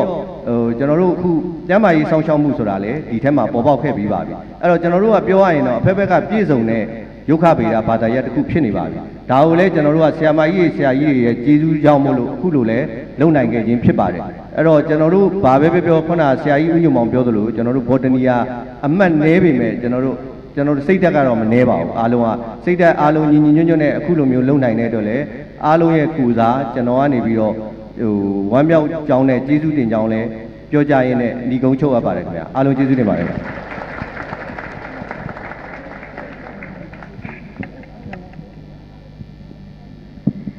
ယခုလိုကျေးဇူးတင်စကားပြောကြားပေးပါတော့ဥလပုံကျော်အားအထူးပင်ကျေးဇူးတင်ရှိပါတယ်ရှင်အစီအစဉ်ရအတွင်းရေးမှူးဦးကျော်ကြည်မင်းကငွေစည်းရှင်းတန်းဖတ်ကြားပေးပါရန်လေးစားစွာပန်ကြားအပ်ပါတယ်ရှင်အားလုံးမင်္ဂလာပါခင်ဗျာအခုလိုပဲစုံစုံညီညီနဲ့ရောဂန်တက်ရောက်ပေးကြတဲ့အတွက်ရောဂန်ဆရာကြီးဆရာမကြီးများနဲ့ရုပ်ခဗေဒအကြောင်းသူကောင်းသားအောင်များအားလုံးကိုအထူးပင်ကျေးဇူးတင်ကြောင်းနဲ့ဂုဏ်ယူစွာမှတ်တမ်းတင်ကြောင်းပြောကြားလိုပါတယ်ကျွန်တော်ဆက်လက်ပြီးဗန္ဒာရေးရှင်းတန်းနဲ့ကျွန်တော်ဖတ်ကြားပေးမှာဖြစ်ပါတယ်ကျွန်တော်တို့ဗန္ဒာရေးရှင်းတန်းကတော့ရခင်ကျွန်တော်တို့ဆရာတော်ဘွဲတွေမှာကြော့ခဲ့တဲ့လက်ကျန်ငွေစုစုပေါင်း52သိန်း4800ကျပ်ကျွန်တော်တို့အဲ့ဒါကိုဘဏ်မှာအပ်ထားပါတယ်အဲ့ဒီငွေနဲ့ပေါင်းရင်ကျွန်တော်တို့ဒီနှစ်ရဲ့စုစုပေါင်းကောက်ခံရရှိငွေက982သိန်းဖြစ်ပြီးတော့မှစုစုပေါင်းဆိုရင်ကျွန်တော်တို့က625သိန်းတိတိဖြစ်ပါတယ်625သိန်းတိတိကျွန်တော်တို့ဒါကျွန်တော်တို့ရဲ့အခုဆရာတော်ဘွဲကိုစုစည်းပြီးကျင်းပပေးတာဖြစ်ပါတယ်အဲ့မှာကျွန်တော်တို့ဆရာကြီးဆရာမကြီး85နှစ်နဲ့အထက်ကိုကျွန်တော်တို့တဦးလင်9သိန်းလုံးနဲ့38ဦးကိုကျွန်တော်တို့9သိန်းလုံးကြော့နိုင်ပါတယ်ကျွန်တော်တို့85နှစ်အောက်ကျွန်တော်တို့65နှစ်အထက်ကတော့ကျွန်တော်တို့42ဦးဖြစ်ပြီးတော့တဦးလင်4သိန်းလုံးနဲ့ကျွန်တော်တို့168သိန်းနောက်9သိန်းလုံးနဲ့38ဦးဆိုကျွန်တော်စုစုပေါင်း358သိန်းကိုကျွန်တော်တို့ကြော့နိုင်ပါတယ်ကျွန်တော်တို့ရဲ့စုစုပေါင်းဆရာဆရာမကြီးတွေအားလုံးဟာ80ရှိပါတယ်ကျွန်တော်တို့တယောက်တဲ့ဆရာဆရာမကြီးတော့40လို့ပဲရှိတယ်ကျန်တဲ့ဆရာဆရာမကြီးတွေတော့မလာနိုင်ကြတော့ပါစုစုပေါင်းကျွန်တော်တို့အခုကြော့တာကတော့စုစုပေါင်း85နှစ်နဲ့အထက်38ဦး84နှစ် အောက်85နှစ်အောက်ကတော့42ဦးစုစုပေါင်း80ကိုကြောတာဖြစ်ပါတယ်အဲ့မှာကျွန်တော်တို့ဒီထဲကနေပြီးတော့မှကျွန်တော်တို့စုစုပေါင်းပေါ့နော်အခုလောလောဆယ်ခံမှန်းကုန်ကြငွေလိုပဲကျွန်တော်တို့ပြောလို့ရပါသေးတယ်ကျွန်တော်တို့ဒီဟိုတယ်တဲတာတွေခီးစိတ်တွေကျွန်တော်တို့ဒီဘက်စားကျွန်တော်တို့အကျွေးမွေးစိတ်တွေနဲ့စုစုပေါင်းလိုက်ရင်ကျွန်တော်တို့ခံမှန်းကုန်ကြငွေရ950လောက်ကျွန်တော်တို့ခံမှန်းထားပါတယ်အဲ့ဒီကလည်းမကြခင်မှာကျွန်တော်တို့စာကတော်ပဲပြီးချင်းရှင်းနှန်းဆက်လက်ထုတ်ပေးမှာဖြစ်ပါတယ်ရှင်းနှန်းများကိုလည်းကျွန်တော်တို့ botany page တွေမှာကျွန်တော်တို့တင်ပေးပါမယ်အပားမြန်မာ botany မှာလည်းကျွန်တော်တို့ရှင်းနှန်းအားလုံးကိုတင်ပေးမှာဖြစ်ပါတယ်နီးစပ်ရာအနေနဲ့လည်းကျွန်တော်တို့ဌာနမှာထားပြီးတော့အားလုံးယူဆောင်နိုင်မှာအကြောင်းလည်းကျွန်တော်တို့ပြောကြားလိုပါတယ်စုစုပေါင်းခံကြအဲကြောင့်ကျွန်တော်တို့လက်ကျန်ငွေခံမှန်းလက်ကျန်ငွေကတော့ကျွန်တော်တို့85သိန်းလောက်ရှိပြီးတော့မှကျွန်တော်တို့ကြံတဲ့ငွေကိုဆရာတော်ဘွဲတွေဆရာတော်တွေမှာကျွန်တော်ကြံတဲ့ငွေလေးရှိတယ်ဆိုရင်ကျွန်တော်တို့ကကျမ်းမာရေးစောင့်ရှောက်မှုအသင်းကို30%ပြန်လည်လှူဒန်းမှာဖြစ်ပါတယ်ကျွန်တော်30%လှူဒန်းရနေပြီးတော့ကျမ်းမာရေးစောင့်ရှောက်မှုကိုလည်းကျွန်တော်တို့ဆရာတော်ဘွဲငွေကိုကျွန်တော်တို့လှူဒန်းတာဖြစ်ပါတယ်ကြံတဲ့ငွေကိုတော့ကျွန်တော်တို့ဗန်ထဲမှာပဲဆက်လက်ထားကြည့်မှာဖြစ်ကြောင်းပြောကြားရင်းနဲ့ပဲကျွန်တော်ဒီကုန်းချုပ်ရပါဗျာငွေစီရှင်နှံဖက်ချပေးပါတော့ဦးကျော်ကြည်မင်းအားအထူးပင်ကျေးဇူးတင်ရှိပါတယ်ရှင်အစီအစဉ်ရာဆရာကြီးဒေါက်တာမောင်သိန်းဤကိုရေးအထုပ်ပတိကိုဦးကိုလင်းကဖက်ချတင်ပြခြင်းနှင့်ဆရာကြီးအားဂုဏ်ပြုအမတ်တရလက်ဆောင်ပေးအပ်မှာဖြစ်ပါတယ်ရှင်အထုပ်ပတိကိုကိုရေးအထုပ်ပတိကိုဖက်ချပေးပါရန်ဦးကိုလင်းအားလေးစားစွာပန်ကြားအပ်ပါတယ်ရှင်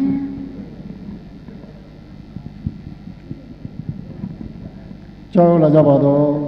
ကြောကန်ဆရာကြီးဆရာမကြီးများနဲ့ကျောင်းသားကျောင်းသူများအားလုံးကျက်တည်မင်္ဂလာပေါင်းနဲ့ပြည့်စုံခံကြရပါစေလို့ဥစွာပထမနှုတ်ခွန်းဆက်တာပါခင်ဗျာကျွန်တော်ခုချိန်ကစပြီးကျွန်တော်တို့ရဲ့ဂုဏ်ထူးဆောင်ပမောက္ခ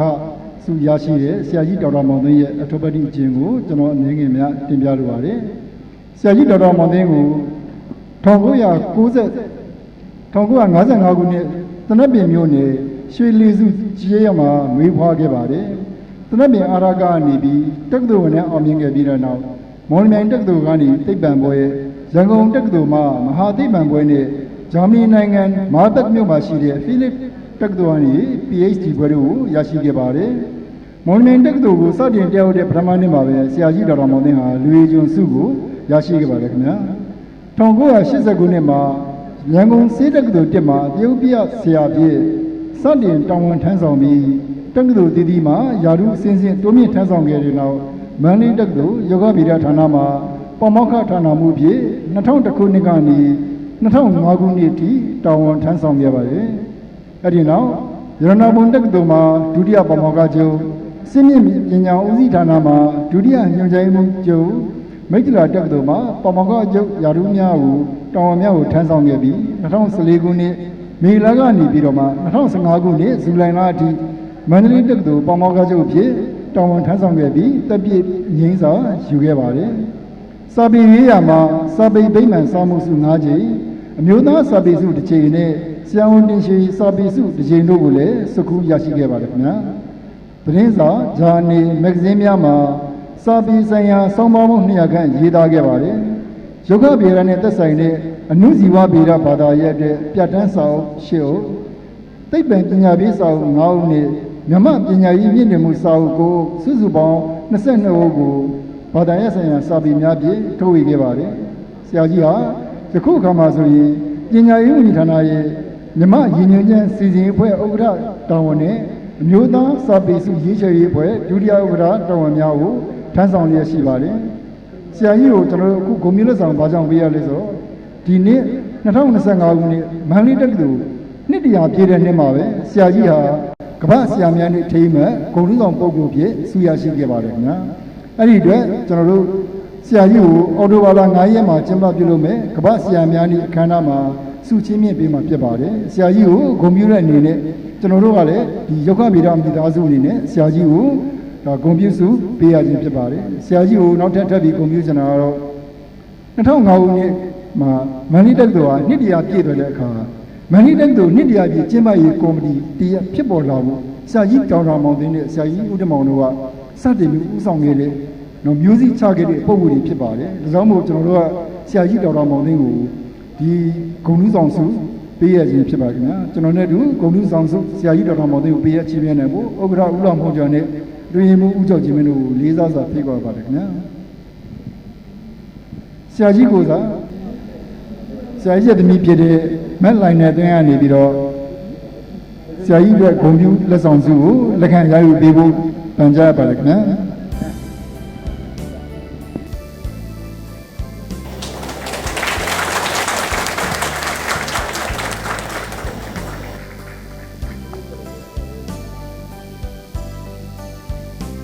ယခုလိုဆရာကြီးဒေါက်တာမောင်သိန်း၏ကိုရေးအထုပ်ပတ်တီကိုဖတ်ကြားပေးပါတော့ဦးကိုကိုလင်းအားအထူးပင်ကျေးဇူးတင်ရှိပါတယ်ရှင်။စီစဉ်ရာအလူရှင်များအားဂုဏ်ပြုလွှာပေးအပ်သွားမှာဖြစ်ပါတယ်ရှင်။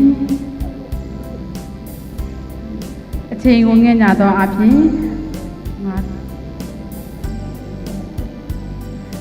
ငါးသိန်းလူဒန်းသားသောသူများ၏အထက်လူဒန်းသူများအားပေးအပ်သွားမှာဖြစ်ပါတယ်ရှင်။ကျန်တဲ့လူဒန်းငွေလူဒန်းထားသောကပ်များကိုတော့ကျမတို့ရဲ့ဒီဥက္ကဋ္ဌအဖွဲ့အစည်းကနေမှပြန်လည်ဆက်သွယ်ပြီးပေးအပ်သွားမှာဖြစ်ပါတယ်ရှင်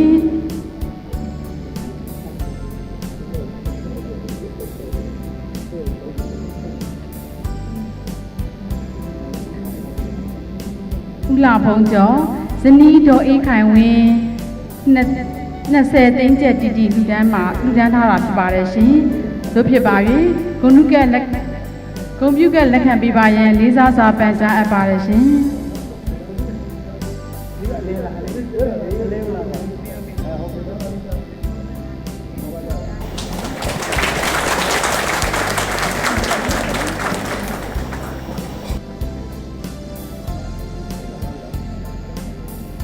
ဒေါ်တန်နာကျော်23သိန်းကျပ်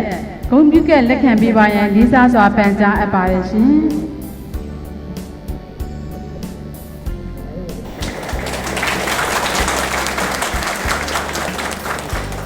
ဦးထွန်းထွန်းဆိုဇနီးဒေါ်တင်တင်သိန်း20ကျပ်ဂုဏ်ပြုကလူဒန်းဂုဏ်ပြုကလက်ခံပေးပါရန်လေးစားစွာပန်ကြားအပ်ပါတယ်ရှင်။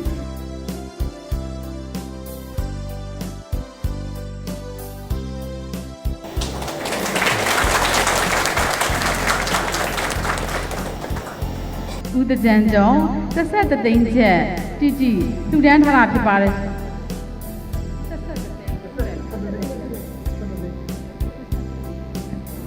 လူဒန်းဂုဏ်ပြုကလက်ခံပေးပါရန်လေးစားစွာပန်ကြားအပ်ပါတယ်ရှင်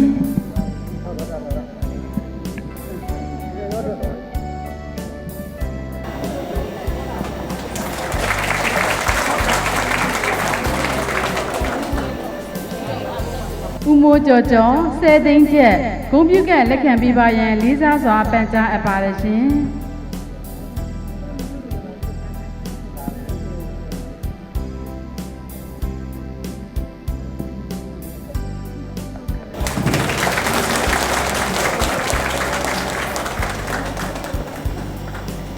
တက္ကသိုလ်မြန်မာလေးရုပ်ခဗေဒမိသားစုကိုငွေ10သိန်းကျပ်လူထမ်းပေးပါတော့ဦးညွန့်လင်းဒေါက်တာခင်စင်မြင့်ကွန်ပျူတာလက်ခံပေးပါရန်လေးစားစွာပန်ကြားပါရခင်ဗျာ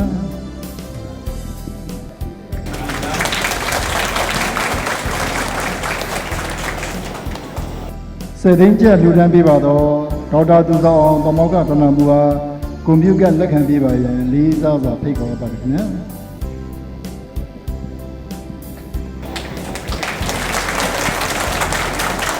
အမှုဆောင်တွေ10သိန်းကျပ်လူထမ်းပေးပါတော့ဒေါ်ဝဝိုင်းမြတ်အားကွန်ပျူတာလက်ခံရယူပေးပါရန်လေးစားစွာဖိတ်ခေါ်ပါရခင်ဗျာ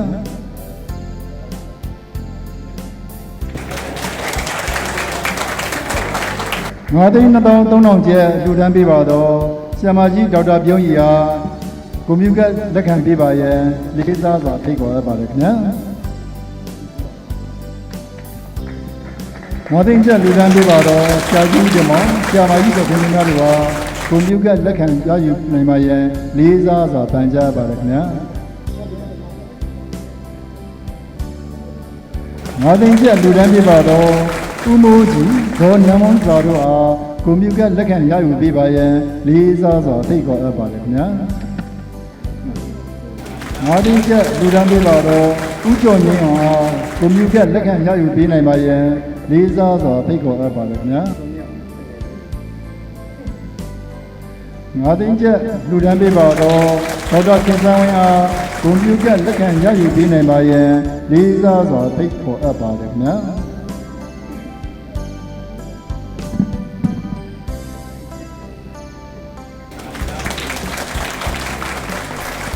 ငါးသိန်းကျပ်လူဒန်းပေးပါတော့ဒေါက်တင်တင်ခိုင်အားဂုဏ်ပြုကလက်ခံရယူပေးနိုင်ပါရန်လေးစားစွာဖိတ်ခေါ်အပ်ပါတယ်ခင်ဗျာ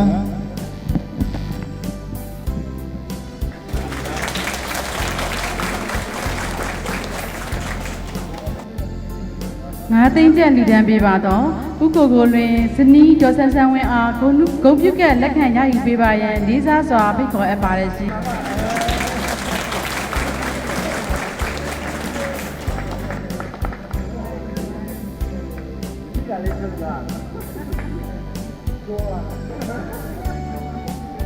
ငါးသိန်းကျပ်လူဒန်းပေးပါတော့ဒေါက်တာရီအောင်ဂုဏ်ပြုကလက်ခံရယူပေးပါရန်လေးစားစွာဖိတ်ခေါ်အပ်ပါတယ်ရှင်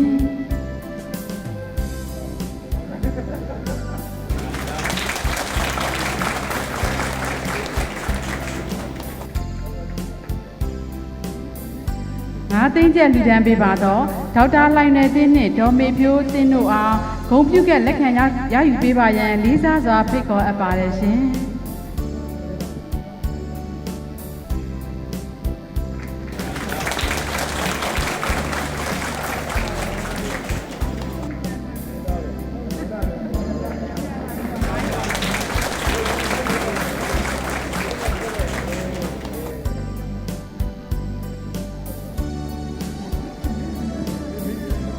ငါးသိန်းကျပ်လူဒန်းပေးပါတော့ဒေါက်တာတင်တင်ဝင်းအားဂုဏ်ပြုကလက်ခံရယူပေးနိုင်ပါရန်လေးစားစွာပန်ကြားပါရခင်ဗျာဆက်လက်ပြီး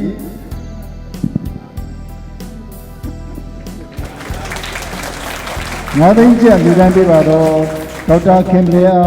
ဂုဏ်ပြုကလက်ခံရယူပေးနိုင်ပါရန်လေးစားစွာဖိတ်ခေါ်အပ်ပါရခင်ဗျာ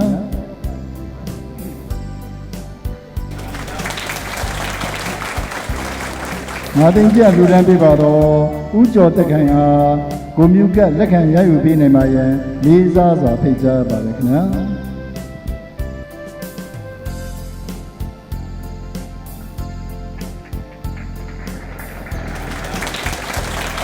ငါးသိန်းကျပ်လူဒန်းပေးပါတော့ဦးအောင်ဝင်းဒေါက်ခင်မင်းဝင်းတို့အားဂုဏ်ပြုကလက်ခံရယူပေးနိုင်ပါရန်လေးစားစွာဖိတ်ခေါ်အပ်ပါရခင်ဗျာ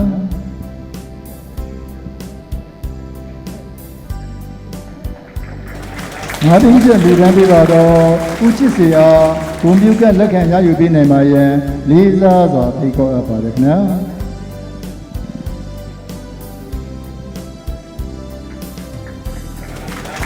ငါးသိန်းကျပ်လူဒန်းပေးပါတော့ဦးမျိုးဟန်ဒေါ်စင်မင်းတိုက်တို့အားဂုဏ်ပြုကလက်ခံရယူပေးနိုင်ပါရန်လေးစားစွာဖိတ်ခေါ်အပ်ပါရခင်ဗျာ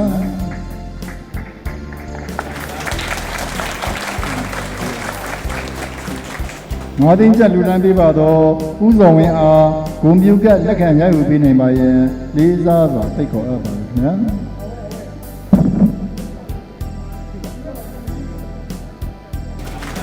ငါးသိန်းကျပ်လူဒန်းပေးပါတော့ဦးနေခြင်းအားဂုဏ်ပြုကလက်ခံရယူပေးနိုင်ပါရန်လေးစားစွာဖိတ်ခေါ်အပ်ပါခင်ဗျာ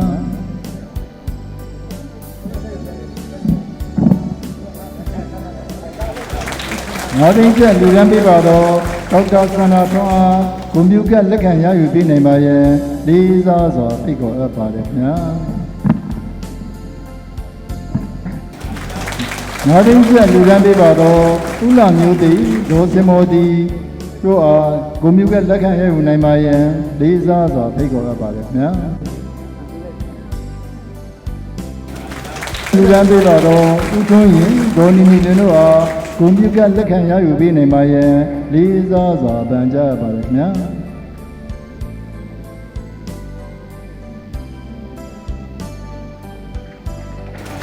အာသရိယပူဇော်ပွဲကိုအလူတော်ဝင်ငါးသိန်းကျပ်လူဒန်းပေးပါတော့ကိုတန်ထိုင်းမြင့်ခေါ်ကိုညီအားဂုဏ်ပြုကလက်ခံရယူပေးနိုင်ပါရန်လေးစားစွာပန်ကြားပါရခင်ဗျာ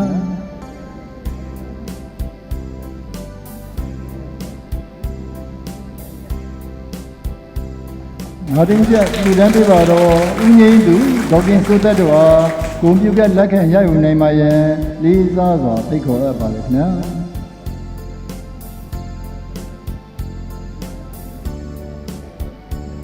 ငါတင်းချက်လူတန်းပြပါတော့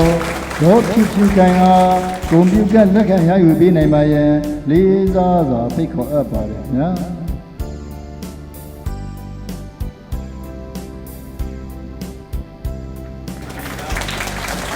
အလူတော်ငယ်၅သိန်းကျင်းနဲ့အတူရေတံဘူးများကိုလူတန်းပေးပါတော့ဦးထေးအောင်ဒေါ်တင်တင်ကြီးကိုရင်ဝါတာပေးလိကကိုမျိုးကလက်ခံရယူပေးနိုင်ပါရဲ့လေးစားစွာပြုတော်ပါရခင်ဗျာ၅သိန်းကျလူတန်းပေးပါတော့ဒေါ်တင်တင်လင်းအားကိုမျိုးကလက်ခံယူနိုင်ပါရဲ့လေးစားစွာဖိတ်ခေါ်အပ်ပါရခင်ဗျာ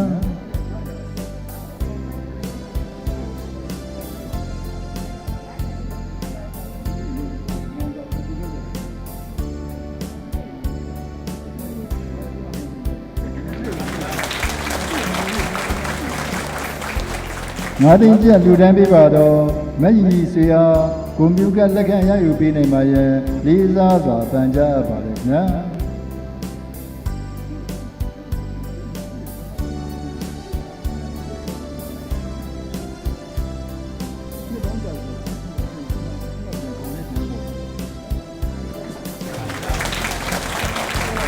ငါတင်ကျလူတန်းပေးပါတော့ဦးကျော်ကြည်မင်းဒေါ်တန်တန်ဦးတို့အားဂုဏ်ပြုကလက်ခံရယူနိုင်ပါရဲ့လေးစားစွာပန်ကြားပါလေခင်ဗျာ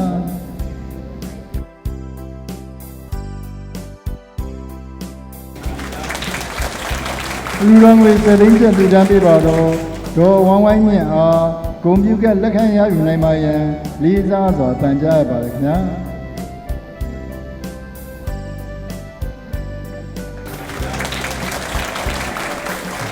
အလူတော်မလေး၅သိန်းကျလူတန်းပေးပါတော့ဥတိုက်စုဒေါ်နှင်းယူလင်တို့အားဂုဏ်ပြုကလက်ခံရယူပေးနိုင်ပါရဲ့လေးစားစွာပန်ကြားပါလေခင်ဗျာ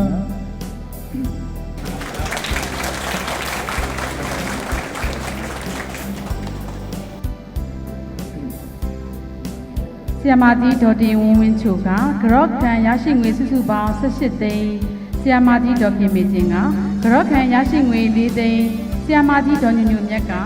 ဂရော့ခံရရှိငွေ3သိန်းတို့ကိုတက္ကသိုလ်များမန္တလေးကျန်းမာရေးဆောင်ရှောက်မှုအတွက်လှူဒန်းသွားတာဖြစ်ပါတယ်ရှင်တို့ဖြစ်ပါ၍လှူဒန်းထား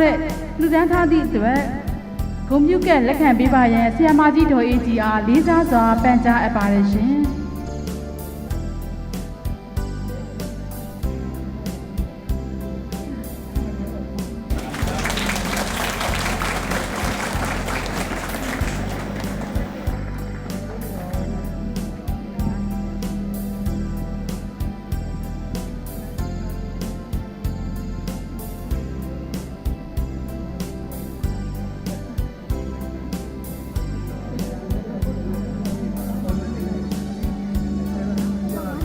အစီအစဉ်ရမန္တလေးတက္ကသိုလ်ညနေသင်တန်းအဝေးသင်တက္ကသိုလ်ရတနာပုံတက္ကသိုလ်မန္တလာတက္ကသိုလ်များမန္တလေးရုက္ခဗေဒမိသားစု2025ခုနှစ်အာစတီးယပူဇော်ပွဲအခမ်းအနားပထမပိုင်းအစီအစဉ်အောင်မြင်စွာပြီးမြောက်ကြောင်းကြေညာအပ်ပါတယ်ရှင်ဒုတိယပိုင်းအနေဖြင့်ကျွေးမွေးအခမ်းရေးနှင့်ဖျော်ဖြေရေးအစီအစဉ်များဖြစ်ပါတယ်ရှင်တို့ဖြစ်ပါ၍ဧည့်သည်တော်မှတ်တမ်းမှာလက်မှတ်ရေးထိုးပေးကြပါရန်နှင့်ဒီနာကများကို10ရောက်တစ်ဖွဲ့နာမည်တိုင်းထိုင်ပေးကြပါရန်လေးစားစွာမေတ္တာရက်ခံအပ်ပါတယ်ရှင်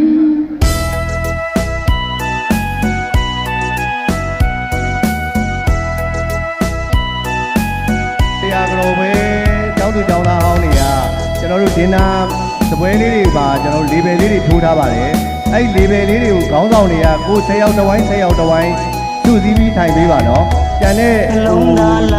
ဝိုင်းမှာနာမည်မထိုးထားတဲ့ဟာတွေကတော့ကြိုက်တယ်လို့ထိုင်လို့ရပါတယ်အဆင်ပြေတယ်လို့ထိုင်လို့ရပါတယ်နာမည်ထိုးထားတဲ့ဝိုင်းလေးတွေကတော့သူ့လူနဲ့သူထိုင်ပေးပါနော်ကျေးဇူးတင်ပါတယ်ခင်ဗျာပြုပြင်းဆုံးမှာ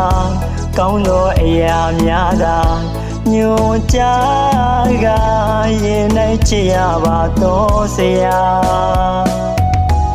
မလိမ္မာတဲ့တပည့်လိမ္မာအောင်လက်မဲ့ရောက်အောင်ဥပမာတွေနဲ့ခ ခိုင်နိုင်လို့ရှင်းပြတဲ့အနစ်နာခံကပေးဆက်ခဲ့တာဆရာ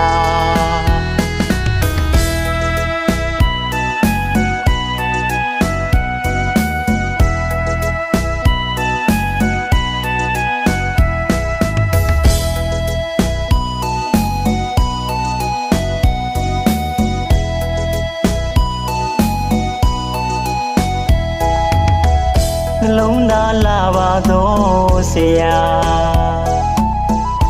ပညာသင်ကြားတပည့်များပေါ်ပြုပြင်ဆုံးမှာကောင်းသောအရာများသာညွှန်ကြားကရင်နိုင်ချရပါတော့ဆရာမလိမ္မာတဲ့တပည့်လိမ္မာအောင်လက်မရောက်အောင်ဥပမာတွေနဲ့ခိုင်နိုင်လို့ရှင်းပြတဲ့အနစ်နာခံကပေးဆက်ခဲ့တာဆရာဝါဒနာအရင်ခံနောနာခံပေးကြတော့ဆရာတာတပည့်တွေကိုအရေးကြီးကြီးအမြဲတည်ကပညာတိုးတက်ဖို့ကုညီကဆောင်ရွက်ပေးသူစိတ်ထားလေးလေးလာတဲ့ဆရာ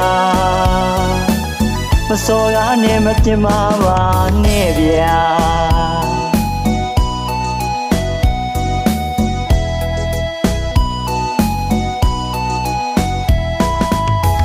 ယနေ့ဒီတိုင်ပဲဆရာဆိုတော့မြင့်မြတ်တဲ့ကုံဖျားနဲ့တကိုင်းနဲ့ပြကရိုးတဲ့ရှိခိုးဦးခိုင်ကနေ့စဉ်အမြဲစူးမိုက်သမျှတွေရဲ့ရှိခဲ့ရင်ခွင့်လို့ပေးပါတပည့်ပေါင်းများကဆရာမများကိုလေးစားယုံကြည်ဦးခိုင်လို့ကြောလိုက်ပါသည်ဆရာမတို့အပေါ်တပည့်တို့အမားများရှိခဲ့ရင်မလိမ္မာတာများရှိခဲ့ရင်တပည့်တို့ခွင့်လို့ပေးပါနော်နှလုံးသားလာပါတော့ဆရာပညာသင်ကြားတပည့်များပေါ်ပြုပြင်ဆုံးမှာကောင်းသောအရာများသာညွန်ကြားကရင်နိုင်ချရပါတော့ဆရာမလိမ္မာတဲ့တပည့်လိမ္မာအောင်လက်မရောက်အောင်ဥပမာတွေနဲ့ခိုင်နိုင်လို့ရှင်းပြတဲ့အနစ်နာခံကပေးဆက်ခဲ့တာဆရာဝါဒနာအရင်ခံနောနာခံပေးကြတော့ဆရာတာတပည့်တွေကိုအရေးကြီးကြီးအမြဲတည်ကပညာတိုးတက်ဖို့ကုညီကဆောင်ရွက်ပေးသူစိတ်ထားလေးလေးလာတဲ့ဆရာမစော်ကားနဲ့မပြမပါနဲ့ဗျာ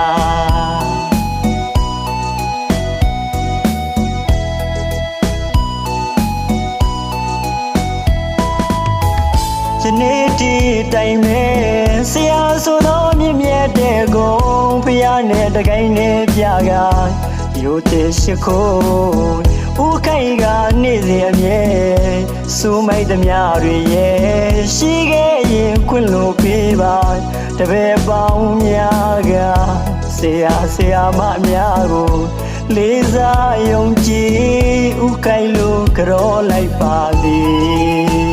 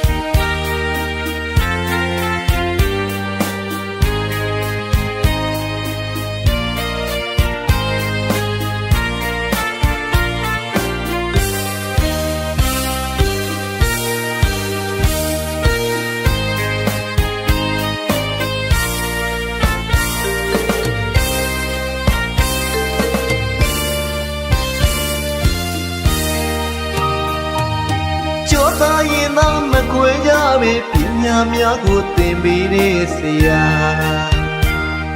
အပြောမဆိုမတီတရားနဲ့လေချစ်ချင်းတရားနဲ့ခွင့်လို့တတ်သူဆရာတပီးလေးများနာခဲ့လာကိုအမအမပြကဘဝလာအောင်လမ်းပြနေတဲ့ဆရာ